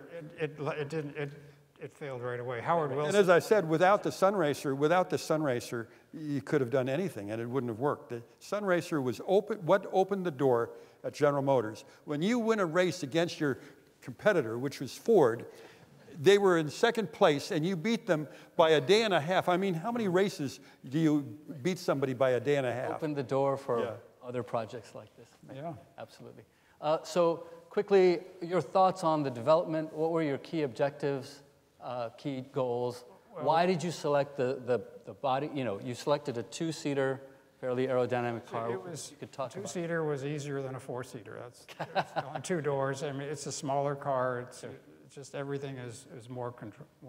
Sure. Now we had to work with the General Motors Design Center in Newbury Park, called the GM Advanced Concept Center, and they were like stylists, and we butted heads with them, and we had certain goals. We specified drag coefficient, frontal area, you know, all this stuff. And they were coming up with all these wild car designs. And so we had to go up the chain of command at GM, and you know, Don Runkle, I think it was, at GM, came back and told us and told the advanced design staff, you guys have got to get together and make something that meets the drag targets, or else there won't be any car at all. Yeah. You just, you know, we're going to cancel it if you can't get back together. Sure. So that white car down there is one that AeroVironment started designing secretly from the guys at GM, because we wanted to show a design that could meet our drag targets. So that was tested in the Merrill Wind Tunnel, that model, and it met our target. So. But it didn't look as nice as the one that they finally came up with. So, you know, it was a win-win in the end. I mean, but it took a lot of standing our ground. Back and forth, yeah, okay. Standing your ground on the aero you needed. Yeah, exactly. Yeah, so the EV, I mean, you know, the production version of the Impact, Concept Impact, had one of the best drag coefficients ever in the industry, 0.19. Is that correct? 0.19. I don't know. You want that 0.14 for the Sunraycer, yeah. So basically, yeah, so let's talk a bit about the body. The body was a unibody fiberglass body. Yeah, it was made with fiberglass and some carbon fiber reinforcements, but the idea was that we would make fiberglass panels that would look like aluminum stampings if you were going to make this car with stamped aluminum. But we didn't have the ability to do that because we didn't. So we made something that simulated the weight and strength of a stamped aluminum panel, stamped unibody. You know, just typical automotive construction. So meaning, when you created the concept, you had a vehicle that was going to weigh very similar to the. Yeah, that's what we wanted to do. We wanted to make it the weight, and this car was not very heavy. It was like 2,300 pounds or something like that. That's a pretty lightweight. And half the weight was the batteries, right? Yeah, exactly. Yeah. And you can see it was not too heavy yet in the picture because we're just lifting it up off of the flat table. Yeah. But it had no batteries in it. Right. In the bottom picture there, you can see the team. Wally's there on the left side, kneeling down. We built as we were building the final car there, the Impact, we also built a Geostorm test bed for the drivetrain, so that we could, so that by the time we were ready we got the car painted and it was ready to put together, we had already tested the drivetrain in a different car just as a mule vehicle. And we could drive that out on the streets without drawing attention to it. It's street legal, yeah. Makes sense. So let's talk a bit about the drive system, and I think you know, from this we'll basically go into intermission. Two induction motors with ring gears, so to get the reduction we wanted. Didn't have any shifting gears. Yep. Had a lot of heat sinking around. You can see around the perimeter there. Yep. And so Wally actually helped develop this motor. Yeah, this came out of the work that I did at JPL. Yep.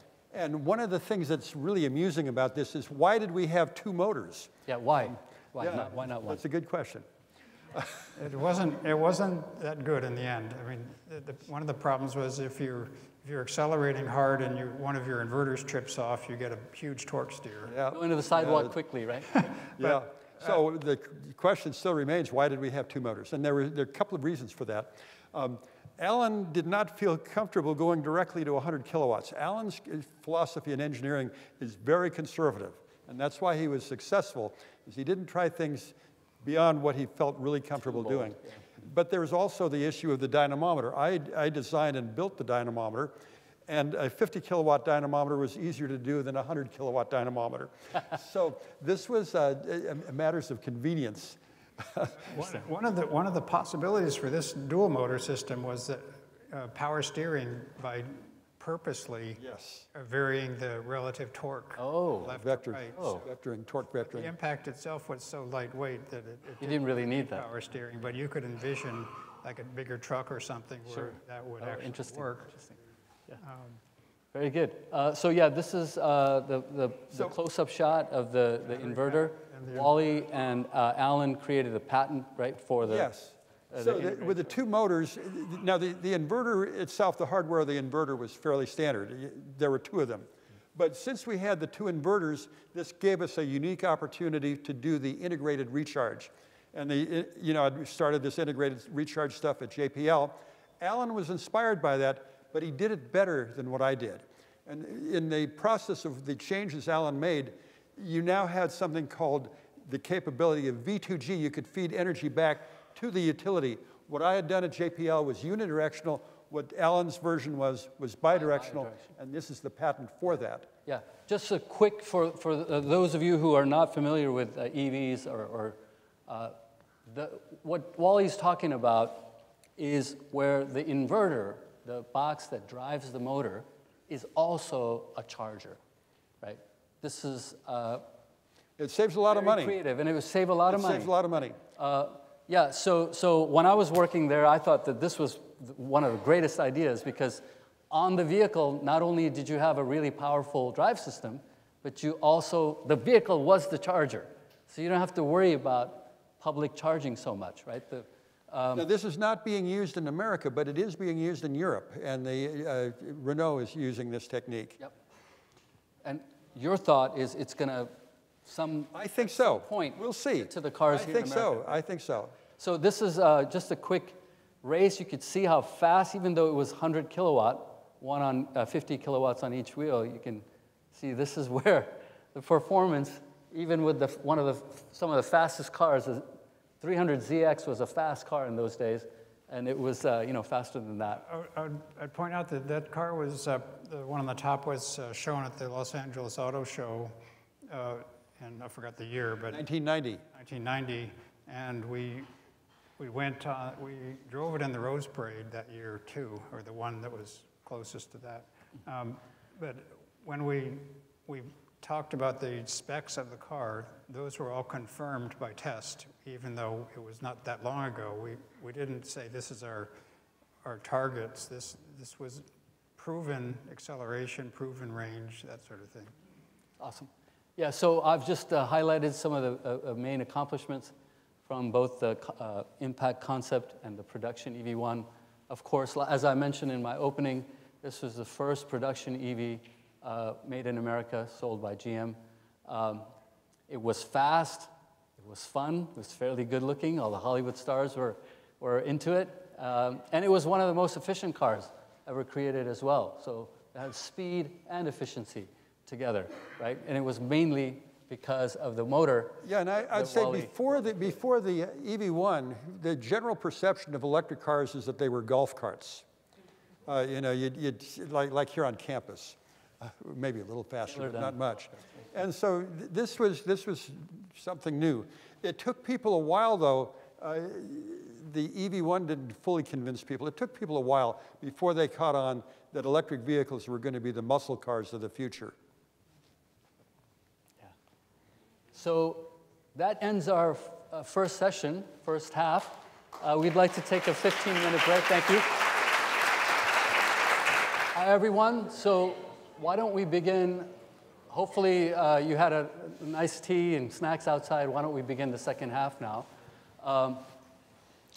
As I mentioned, this is a symphony, right? Now, I forget what movement we're on. Are we on the fourth or fifth? Fourth movement. Fourth movement. Yeah. But this is one of the most important because, as you'll see, some of the work here was just totally transformed the industry, and basically the cars that were developed led to some of the cars we see on the road today, especially the Teslas. So it's a very special story.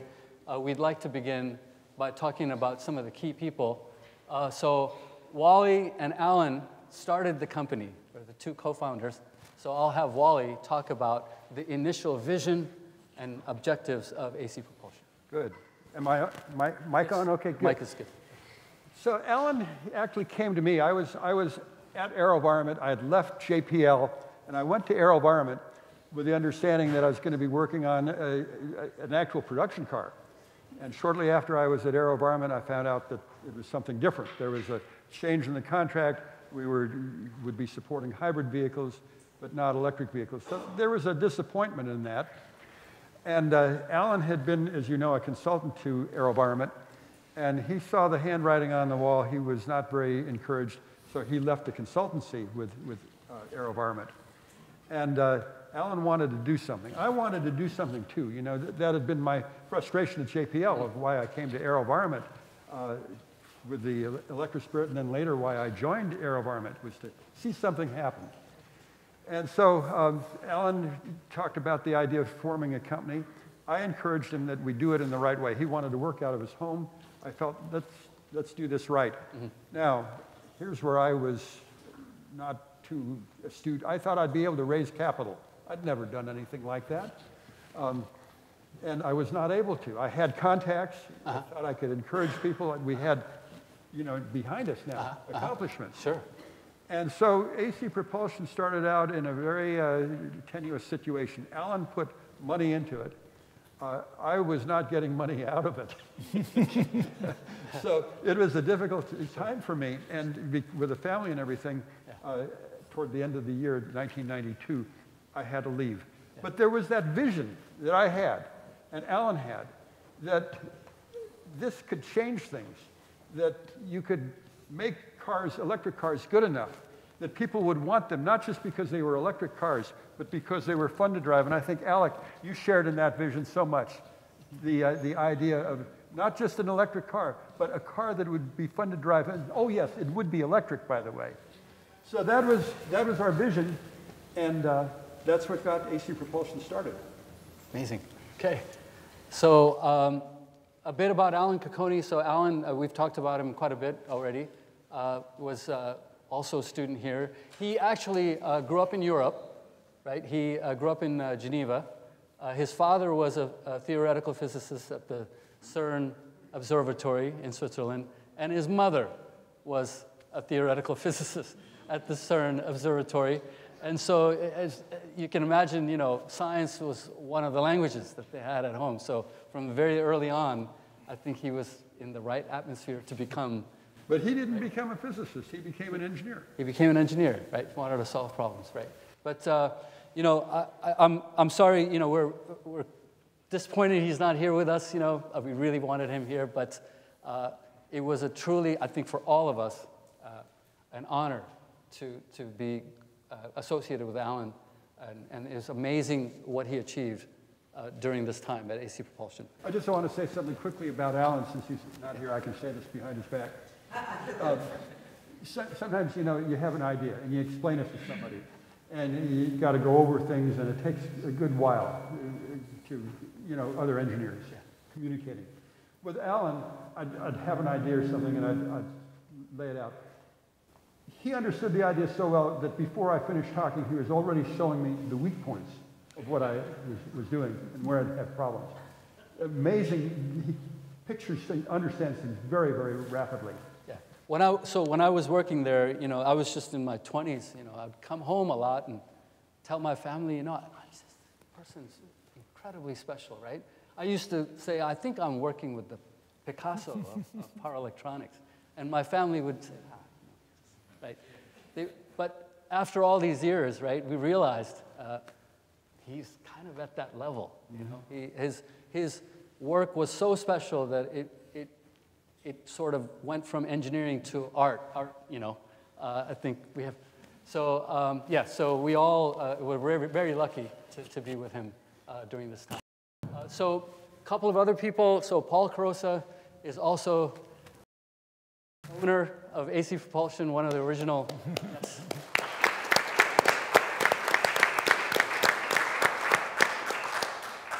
Paul graduated with a master's degree from UCLA in electronics, worked at Hughes Aircraft, and was part of the EV1 program when it designed the inductive charger, right, the paddle charger. But what Alan was telling me, Paul, is that you kind of thought his idea, the idea of conductive charging and having the charger on board was the right way to go, and it's what intrigued Paul to start working with Alan. Is that? Exactly, that's why I jumped ship. That's why he jumped ship and started as a owner and partner at AC Propulsion. And then of course we have Dave Severson, also Caltech member. He was doing all sorts of things, I think, you know, basically everything. But most of his interest was in the electronics area. primarily in software. He developed a lot of software, I think, relating to battery optimization and the battery monitoring system. Right? Yeah. Okay, so then we have Alec joined. What year was that? Do you remember? No. Okay. It was 1999. 1999. Yep. And then, sorry, I forgot to introduce Tom Gage. He's another former boss of mine. Tom is from Stanford. Is that, That's are right. you allowed here? Is that okay? I'm here. You're here.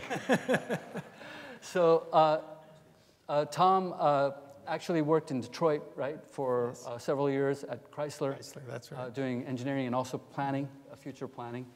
But at some point, you decided to come to AC Propulsion.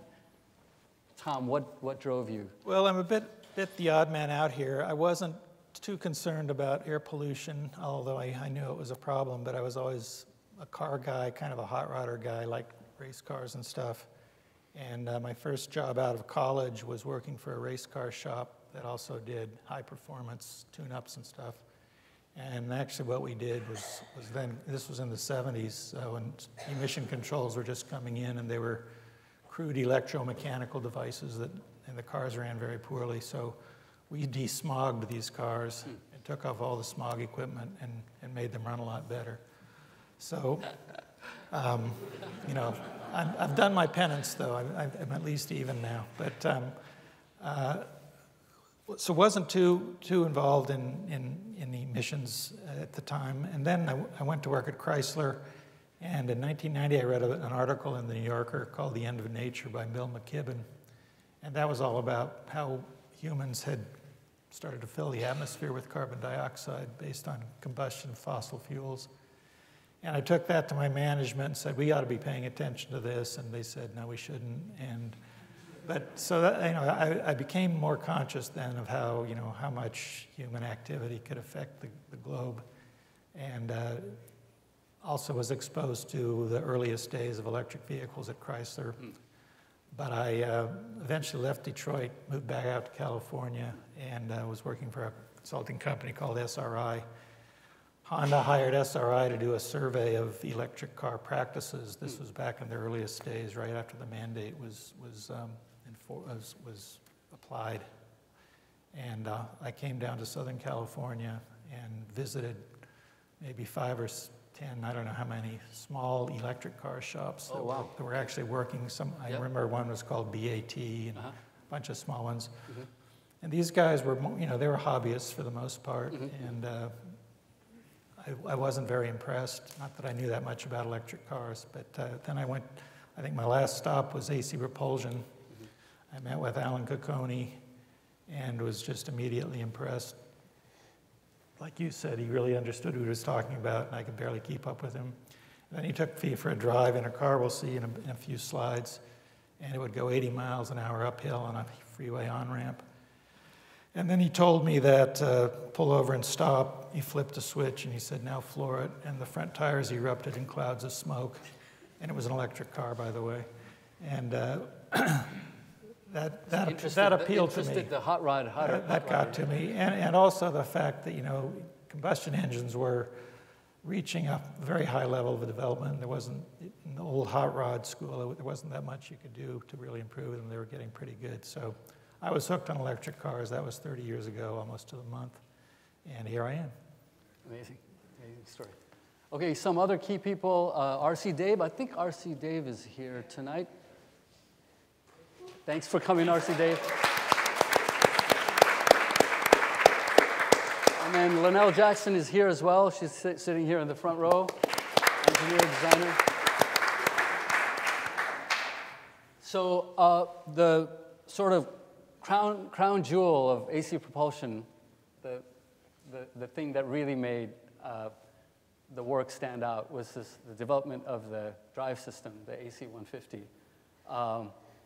Wally, we're hoping that you can explain to the audience what the drive system was like and basically what were the sort of hallmarks of the design. So an inverter is actually a simple thing. It's power devices that act as switches, and a computer tells the switches when to turn on and off, And as a result, DC gets transformed into AC. And if you do it just right, the motor is happy. You create the right frequency and the right current and all this stuff. And it's a more complicated way of doing things, but it has great advantages. The motor is a lot smaller than if you use, brush type of motors. Yep. And the technology, I would say most of the technology has resided in the inverter, not in the motor. And the inverter technology has moved ahead mainly because of semiconductor improvements. The first devices that I worked with were bipolar transistors. They had lots of problems. Then came the MOSFET. MOSFET was much better. And then after that came the insulated gate bipolar transistor. It could handle much larger currents for the same size part. And now more recently, we're back to FETs again, silicon carbide, different material. And the result is a faster switching part that has lower losses and more higher temperature withstand capability. So there's been a lot of things that have been developing that we've been able to take advantage of. And so what we did, to some extent, was to take advantage of technology that was already improving, stuff that we couldn't take credit for. Transistor technology. Yes, transistor semiconductor technology. Yes, yes. So this image, when I reviewed this file with Alan, he mentioned this internal, actually, photo is from an earlier AC 100, not the 150. Is that correct? And so there you can, for the audience members, you can see it once again, there's the 3 phases. So this is a banks of transistors. You got 1, 2, 3, that's feeding each stator phase. Yes. And so yeah, this was the original AC 100. But your system, unlike the Sunraycer, which was a permanent magnet motor, this was an induction. We've worked with induction motors, and I just want to say a word there. There's been kind of a rivalry between these two motor types. We started with the induction motor. Tesla inherited that, as you'll hear, and they went away from it, but not completely. Yep. They are still using induction motors in adjunct with... They're all-wheel drive cars, right? Yes. The front axle. And the story is, I think it's going to continue on. I've done some analysis lately showing that the induction motor may actually be more efficient for certain driving cycles. And so I think there's some question of the data that people have with permanent magnet motors and the driving cycles, how good that data is. There's a general perception that the right answer is the permanent magnet motor, and I'm not sure that that is the right answer. Well, Tesla in all their all-wheel drive cars, right, on the front axle, they're using the induction machine still. So maybe there'll be greater utilization in the future. So you were looking at a patent of Alan's. Yes. When you build the AC drive, when you build these things at first, like when you do a lot of things with electronics, it's not stable, and you have oscillations and bad things happen, and you're tempted to give up. So stabilizing things, doing things, adding other feedback loops to make things work properly so that they don't oscillate, that was one of the things that Alan did there, and that's a patented item that he has that was assigned to AC Propulsion. One thing I'd like to say about the AC 150, and that's the whole system there in the bottom corner, where the PEU is the golden box, power electronics unit, and the motor is down below it. And I came in as a mechanical engineer, and my electrical engineering knowledge kind of stopped at a on-off switch. And so working with the AC 150 was very easy, because basically if you hook a battery up to one terminal and hook the motor up to the inverter and hook the motor up to a gearbox, you've got yourself an electric car. With a charger. With a charger. And it's got the charger, it's got the DC to DC converter, it's got the cooling system, everything works, it's all there.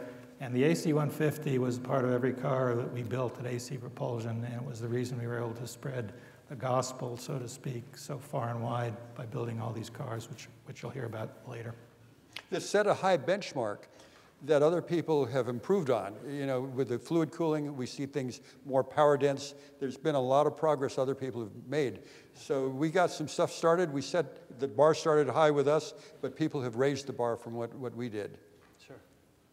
So one of the, as we discussed earlier, one of the technologies that was developed with the 150 drive system was V2G. It was actually maybe Alec Brooks who coined the term V2G, a term that's frequently used in the industry now. I can tell the story because I remember it distinctly, but V2G refers to the bidirectional character of the charger, which means you can discharge the battery into the grid as well as charge the battery from the grid.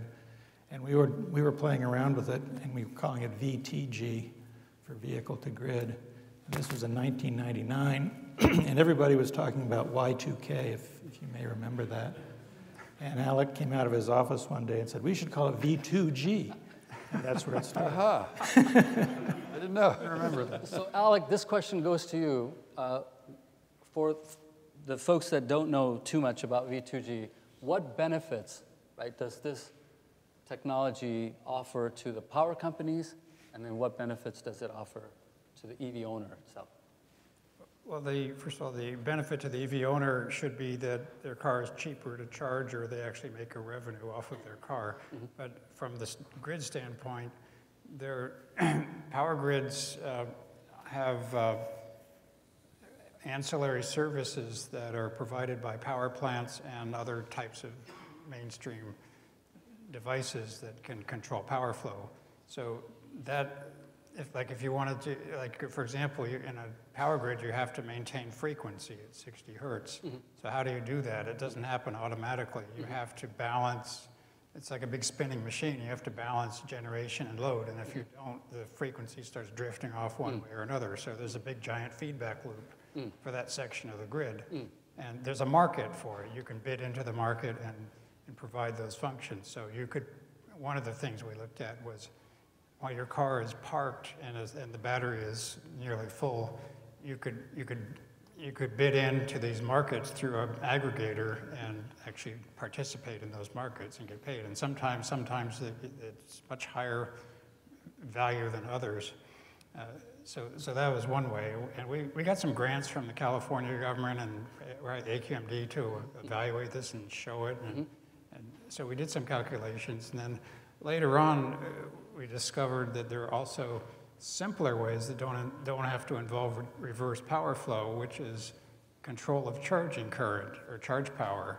And you can do the same thing with controlling frequency of the grid by modulating the recharge power.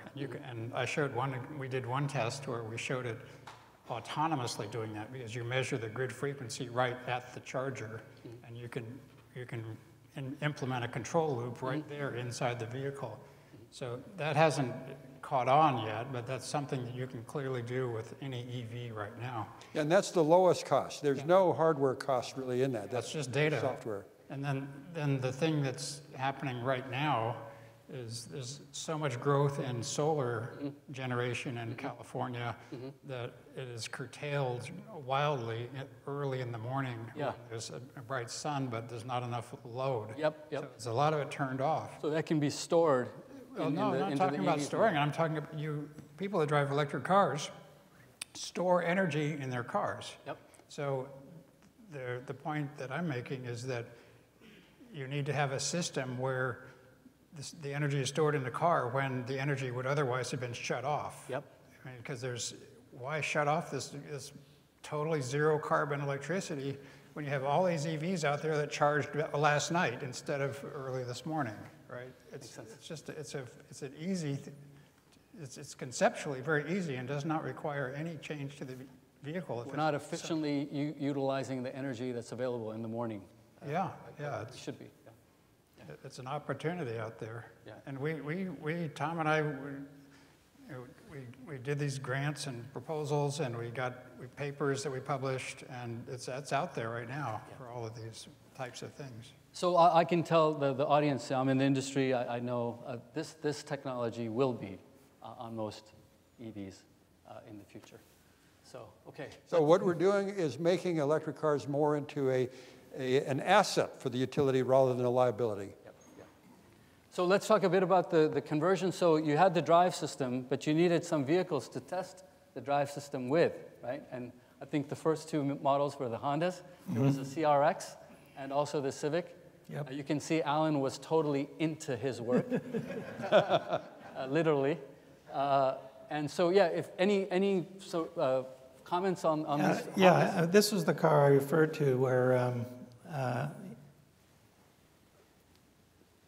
Alan converted it in his front yard as a brand new car, and it was the car I drove when I visited him.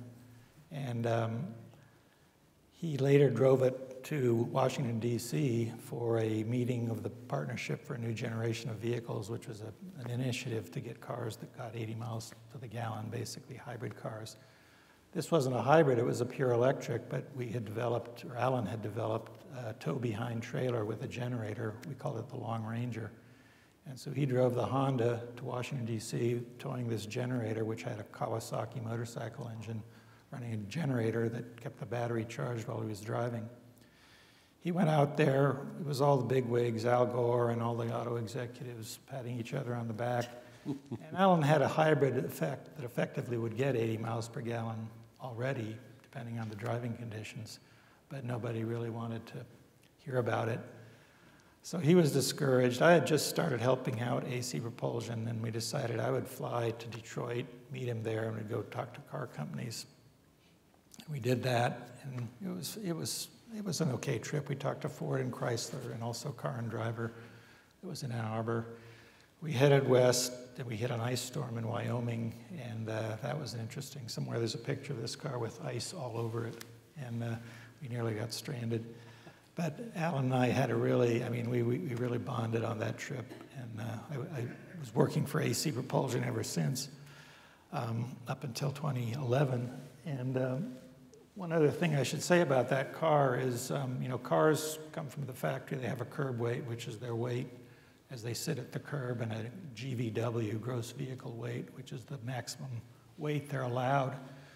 This car had 1,200 pounds of battery as it sat at the curb, and its curb weight was greater than its gross vehicle weight. And then if you had passengers, you're exceeding the gross vehicle weight. And yet we put over 150,000 miles on it, never a shock absorber, never a bearing, never a suspension bushing was changed. So it's quite a hero in my mind. And it actually still sits in my garage waiting for something to happen. So the car used lead-acid batteries, right, initially? Lead-acid batteries, yeah. This was the battery tunnel that was basically created for the lead-acid batteries. Then this car also featured this battery optimizer, right, located here, which, Wally, any insights into this optimizer that was created? Well, why did you need this device? There's a couple of things you want to do, especially with lead acid. You want to keep them at uniform temperatures. And so that is done, the computer is controlling the system, and the lower temperature batteries are brought up to a higher temperature. At higher temperature, the performance is better. And work we did at JPL showed that under some conditions, you actually improve the life, which was counter to conventional wisdom.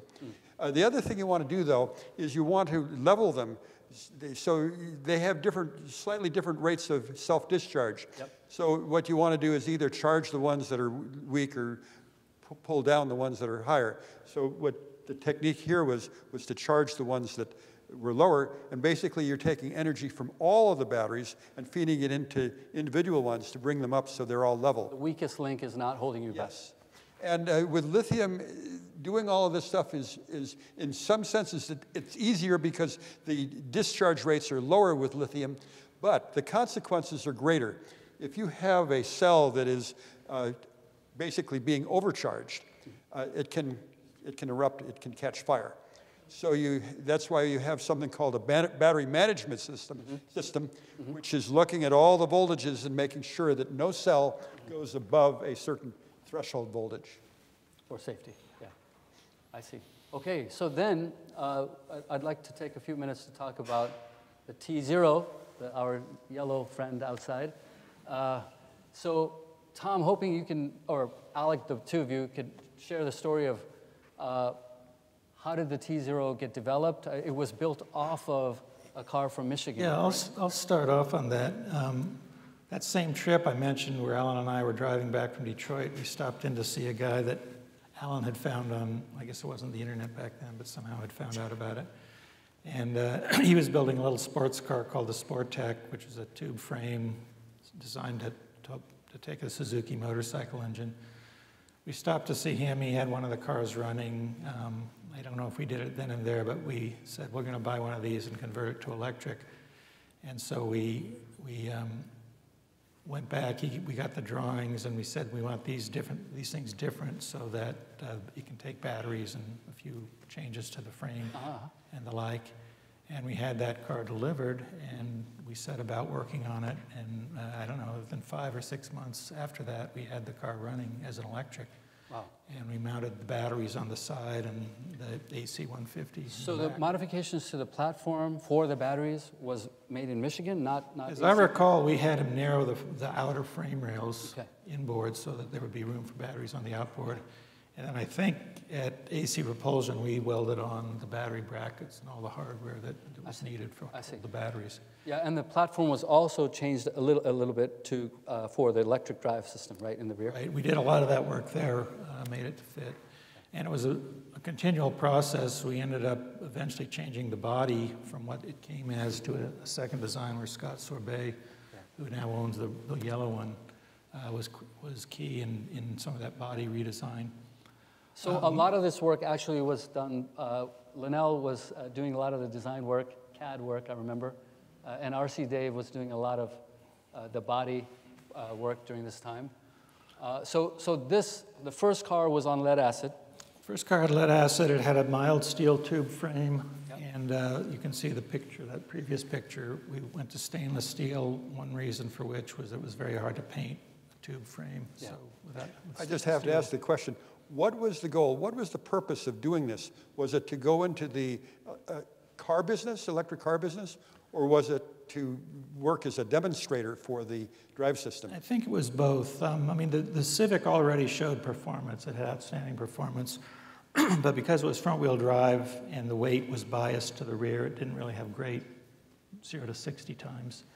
And Alan knew we could do a lot better with a sports car. He also, I think, we both thought that if you build a car that's really cool, we can actually sell it and make money.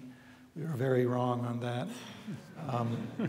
But it was an idea to have a real car that was really a showcase and really would grab a lot of attention. And Alec joined, right, primarily to see if we could make it a production. Yeah, I was offered the job of vice president of tZero. Yeah, I think Alan and I both knew that, we recognized that what Alec had done with the Sunraycer and the other, and the Impact, and we needed some guy who just could take the car project and make it real, and make it. I think it was really make it for production. I mean, I remember having discussions where we were talking about that. We went to visit the Impact and the Viper factories in Detroit on one trip. I guess it was low volume production. That's what we were aiming for. The difference was the budget for the Impact and the Sunraycer was more or less unlimited. So even with the lead acid batteries, even with the weight, this was a fast car, right? 0 to 60 in 4.5 seconds. With the lead acid, right? We have some races here. Picture, this is versus a Ferrari 348. It was one of the fastest cars in the world at the time. And you can see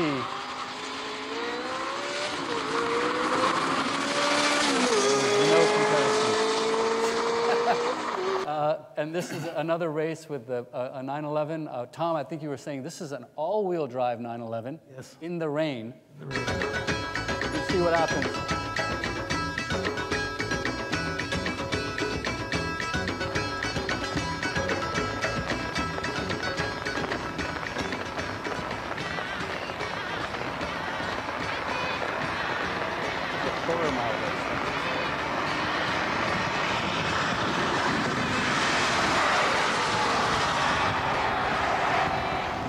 Again, no comparison. Bye-bye Ferrari, bye-bye Porsche. And I think you raced many others, right? Lamborghinis, Vipers, Corvettes. Well, yeah, we from the first tZero, then we went into this kind of production thing. I and I guess Alec, I can't remember, we were actively trying to sell these things. We had a customer list, maybe 10 people on it, who would put in a $1,000 deposit. And we built 2 cars, and one of them was this one, car number 2. And the owner lived in Watsonville, and a friend of his had a Lamborghini, so we set up this race at the Watsonville airport. I drove the tZero, well, he drove the tZero back home after it, and the Lamborghini was towed because the clutch didn't work anymore. and the Porsche was owned by the other tZero owner. He owned the Porsche and the tZero, and he set up the race up at Alameda on the airstrip up there. And both cars survived that race, but clearly the tZero won. And we were actively trying to build these cars. By the time we'd had built these 2 customer cars, that made 3 altogether. And we built one more partially. It's still in parts, it still exists, but I don't know if it'll ever be put together. So I was mostly working on other projects at AC Propulsion, mostly all the OE support we were doing. But I remember when one of the cars, the tZeros, were completed, Paul Carosa and I went out for a spin. He was driving, I was in the passenger seat. I don't know if you remember this, Paul, but we went off to this quiet street and he gunned it. And I had never felt such pain in my neck, in my, it was so ferocious, this car, the acceleration. It was a lot of fun, too. So after the lead acid, at some point, we researched lithium-ion technology. Well, yeah, while this tZero production was going on, Alan was continuing to pursue things, and he developed the Gen 2 version of the AC 150, which was smaller and had various improvements. And also, he's an avid model airplane enthusiast. He'd flown fueled model airplanes and electric model airplanes, and was aware that lithium-ion batteries were starting to make inroads into electric airplanes. And in particular, these cylindrical small cells, 18650 cells they're called, were starting to be used. And he wanted to try them. I got a grant from the Electric Power Research Institute because they were aware that these batteries were becoming semi-commercial. And they wanted to test them, so we got a grant to build them several small packs for testing, and it just so happened that the packs we built fit into Alan's airplane just as well. So he put one in this is his solar airplane. That's a whole other story we won't go into. So long. But suffice to say, he was the first person ever to fly an airplane for 48 hours straight on solar energy. World record, right? It was a world record. It was a world record then, and it proved the fact that theoretically you could fly perpetually, at least in certain parts of the world. So, but it's this testing that gave him confidence. But we got the batteries worked very well in the airplane, and each battery had about 100 of these cells in it. And so the next obvious step was to put 6,800 of them in a tZero. And that's what we did. And as Wally said, it takes a whole new battery management system. We packaged the cells 68 into a little block like that, and that's 2 blocks there. So that was 2 blocks. We had 100 blocks altogether. And we built this special, I should say, R.C. Dave built the battery rack that replaced the metal brackets that held the lead-acid batteries. This was an all-composite box with a little cubby hole for each one of these modules. And Alan developed a battery management system specifically for lithium-ion batteries that did the balancing. And you have to monitor each block of cells individually so that all the voltages are monitored and managed, so the bad things don't happen. And so all that was going on while we were building the other 2 tZeros, and various other contracts were included. And this totally transformed the car, right? It went did. from a 100-mile range to a 300-mile range. I remember Dave Severson was saying, "Oh my God, we can go to Vegas now." Well, the battery has about what, 6 times the energy density, 5 or 6 times? 8, yeah. 8 times. Yeah. So you get more energy, but also the original tZero with lead acid had a 1,200-pound battery in a car that weighed 2,400 pounds. So we took 600 pounds off the weight, and that was why it now went instead of 4.6 seconds, 0 to 60, it was now 3.6 seconds, which was really totally unheard of at that time. And it was just such a thrill to drive that... And the batteries have gotten better since then. I mean, this was just getting started. Yeah. So anyway, this shows finished lithium cars, right? The whole crew here, most of it anyway. It took this many people to build 2 cars over about a period of 2 years. So it was, it was a labor of love. And but we were working on the lithium-ion tZero, and we knew that would change things. We didn't know how well it would work. But we also had come to realize that the tZero maybe wasn't the business that we needed to be in because of how labor-intensive it was and how far we were from being able to approach any kind of volume production. The next slide. This happened about the same time, and we had this crew of people, but I had a neighbor named Stephen Kasner who introduced me to one of his colleagues at work. It was a high-tech firm, a guy named Martin Eberhardt, who had just he'd sold his company that made an e-book reader, and he had become very interested in electric cars. He knew Steve was an electric car driver. He had a Toyota RAV4, and Steve and I knew each other because we both had EVs. We were the only 2 guys in the neighborhood with an EV. So he introduced me to Martin Eberhardt, and I started having conversations with Martin, a very self-confident guy, and just buzzing with enthusiasm and questions and eager to learn more. So we started having meetings. And he ended up, I guess, through these conversations, I came to realize that he actually had a fair amount of money. And so this piqued my interest because we needed money to do the lithium-ion conversion. The batteries alone were quite expensive. And so he was willing he sort of started participating, put some money into AC Propulsion as an investor. And he'd also had some experience with lithium batteries for his e-reader, although on a much smaller scale. But so he started helping out with both money and working with Alan on the battery management system. And it became our goal to get the lithium-ion tZero finished in time to go to what's called the Michelin Challenge Bibendum, which was going to be held up at Sonoma Raceway in September of 2003. And so we finally got the batteries all packaged into the car. You can see the finished pack here. It actually had one more cover over it, but the only metal in this whole battery pack was for the conductors for the battery and the bus bars. The whole pack was composite, including all the fasteners. We took the car to one day of track testing. Nothing went wrong. It was fantastic. And within a week after that test day, we drove it up north without the trailer.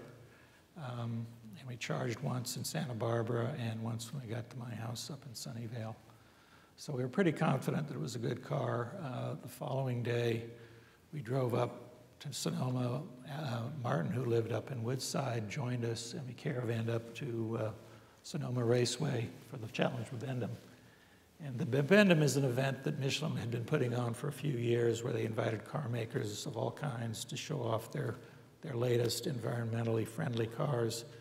And the level of environmental friendliness varied quite a bit. We were in the same area as a bunch of Volvo guys with a clean diesel, and they were in the habit of letting their cars idle all the time, so we complained about that.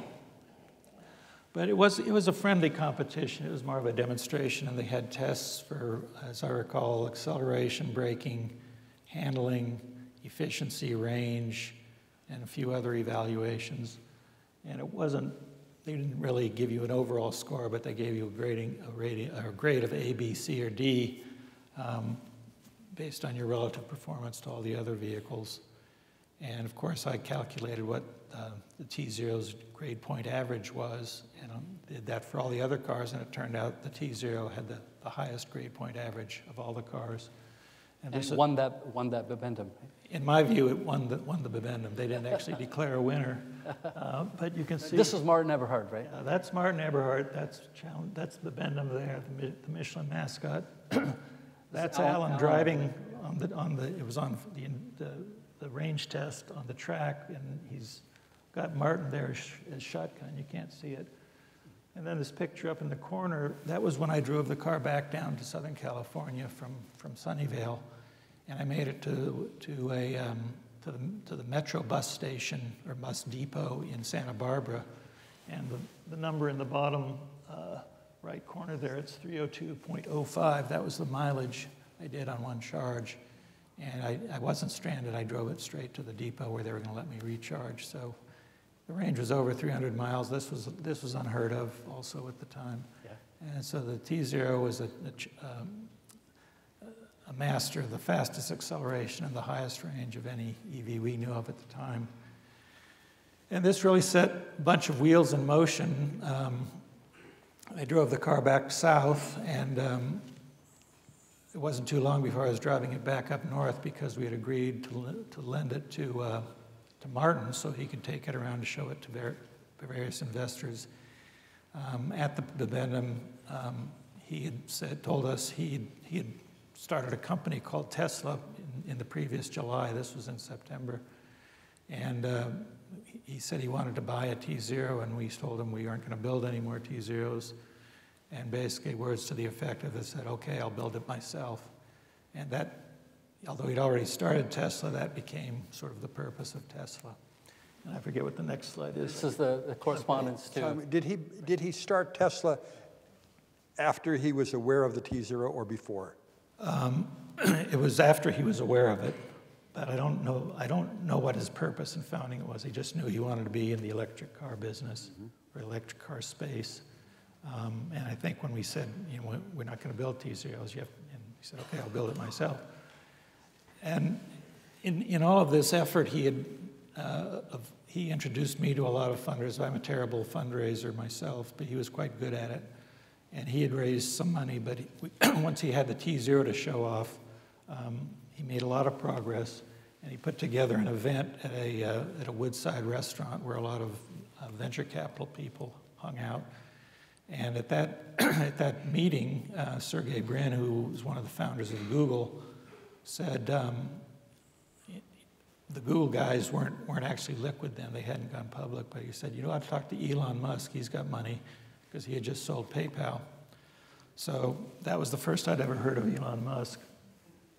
And eventually I got around to sending him an email, which is shown here, sort of saying I'd like to show him the tZero. He said, well, it probably can't beat my McLaren. I said, well, maybe it could, maybe it couldn't. So we set up a meeting. It didn't actually take place on February 4th, as suggested here. It was put off for a few days.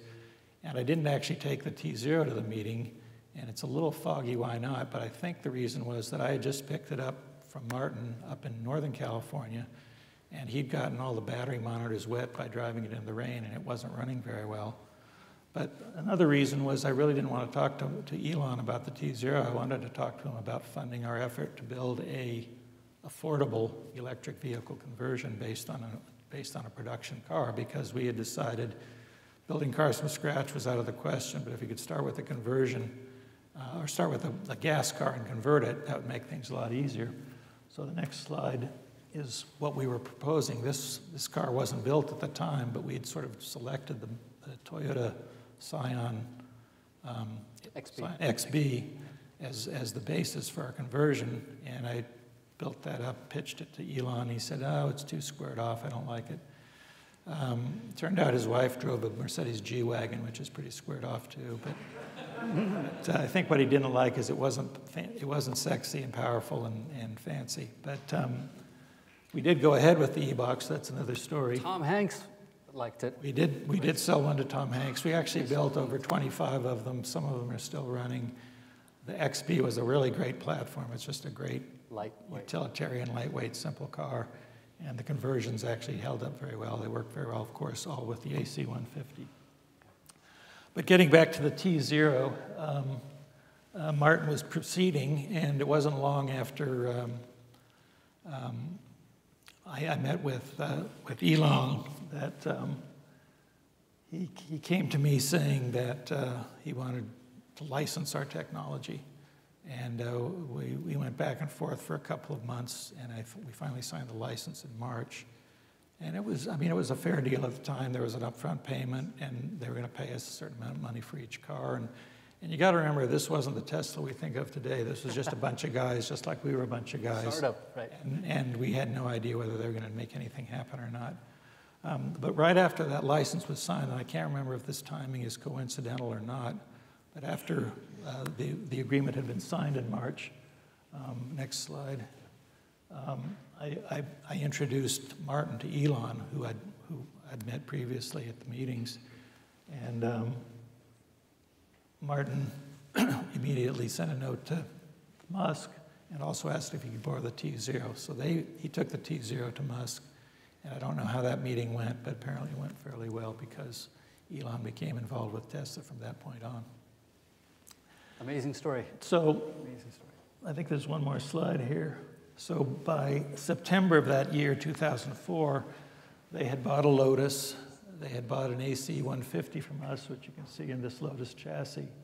And by September or December of 2004, they had the first mule running based on a Lotus with the AC 150 in it. That was the prototype for the Tesla Roadster. So Lotus did majority of the engineering for the car itself, right? Well, they had already designed the car, but I think that was all Lotus. Yep. At least in the mule. The story I've heard is that kind of like the tZero, everything was changed by the plant. Oh, yeah, right. They got into production. But yeah, Lotus did a lot of the initial engineering, and then Panasonic was hired on to do, provide the initial batteries. And then the drive system, of course, was. Yeah, they had redesigned the drive system by the time it went into production. But all this time, again, it's hard to think of it now, but we were dealing with numerous different companies. Next slide. Including one called Venturi, which is owned by a guy named Gildo Pastor, and his family owns half the property in Monaco. A different plane entirely, but he actually came over to AC Propulsion and worked with us. And he had this car running at the LA Auto Show before the Tesla Roadster broke cover. And it was an all-carbon fiber. It had a battery that we had built at AC Propulsion. It had the AC 150 in it. And it really looked pretty promising. He brought it to the LA Auto Show in 2005 amid some fanfare. And the crowd was pretty enthusiastic about it until he announced the price, which was $600,000. And, it's a different market segment between LA and Monaco. So he built several, I think he built maybe 20 of them. Venturi's still in business. He's really a good guy. He's actually done quite a few interesting things with electric vehicles of various sorts. And I just read recently that he's actually working with Elon Musk in at least developing some vehicles that could be used in extraterrestrial or interplanetary navigation if they should ever land on Mars. So that was just one of the companies we were working with, some of these others, and this was all in a time span between 1995 and 2010. We worked with Volkswagen very early on, built an electric version of the Beetle called the Plug Bug. Even with 1,200 pounds of lead-acid batteries, it was not a slug plug bug, it was just a plug bug. It went quite well. In 2007, for the Challenge Verbendum that year, we worked with Volvo to create this really sexy little sports car in the middle on the top, and also a Chery, a Chinese company we converted their sedan or their wagon. Those cars were both entered in this 2007 Challenge Verbendum and did quite well. The BMW came to us in 2007, and it turned out they ended up building 600 versions of the Mini E with the AC 150 drive system and AC Propulsion designed batteries. The Monotracer, an electric enclosed tandem two-seat motorcycle, had the AC 150 in it, and it won the Automotive X Prize in 2010. Yulon, a Taiwanese company, were very serious about going into production with this minivan with the AC 150 in it. They bought hundreds of AC 150 drive systems. Something happened, and they never built the cars, so there may be 100 drive systems over in Taiwan somewhere. So all this said, but when all was said and done, Tesla emerged the winner. They're the one company that made it happen. As of March of this year, they sold more EVs in the US than all the other car companies combined. They all still have cylindrical cells. They all have still some technology left over from the original AC 150. And even Elon Musk admitted that without AC Propulsion, the tZero or the Tesla would never have been started, or it would have been delayed quite a bit. But I think the reality is it would never have been started. So that's the legacy of AC Propulsion and the AC 150.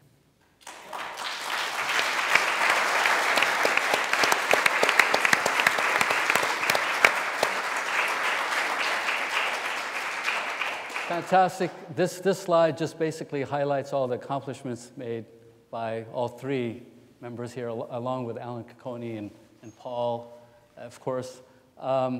We covered all these topics. So just two things I want to say. The V2G is on that slide. The integrated charger is not.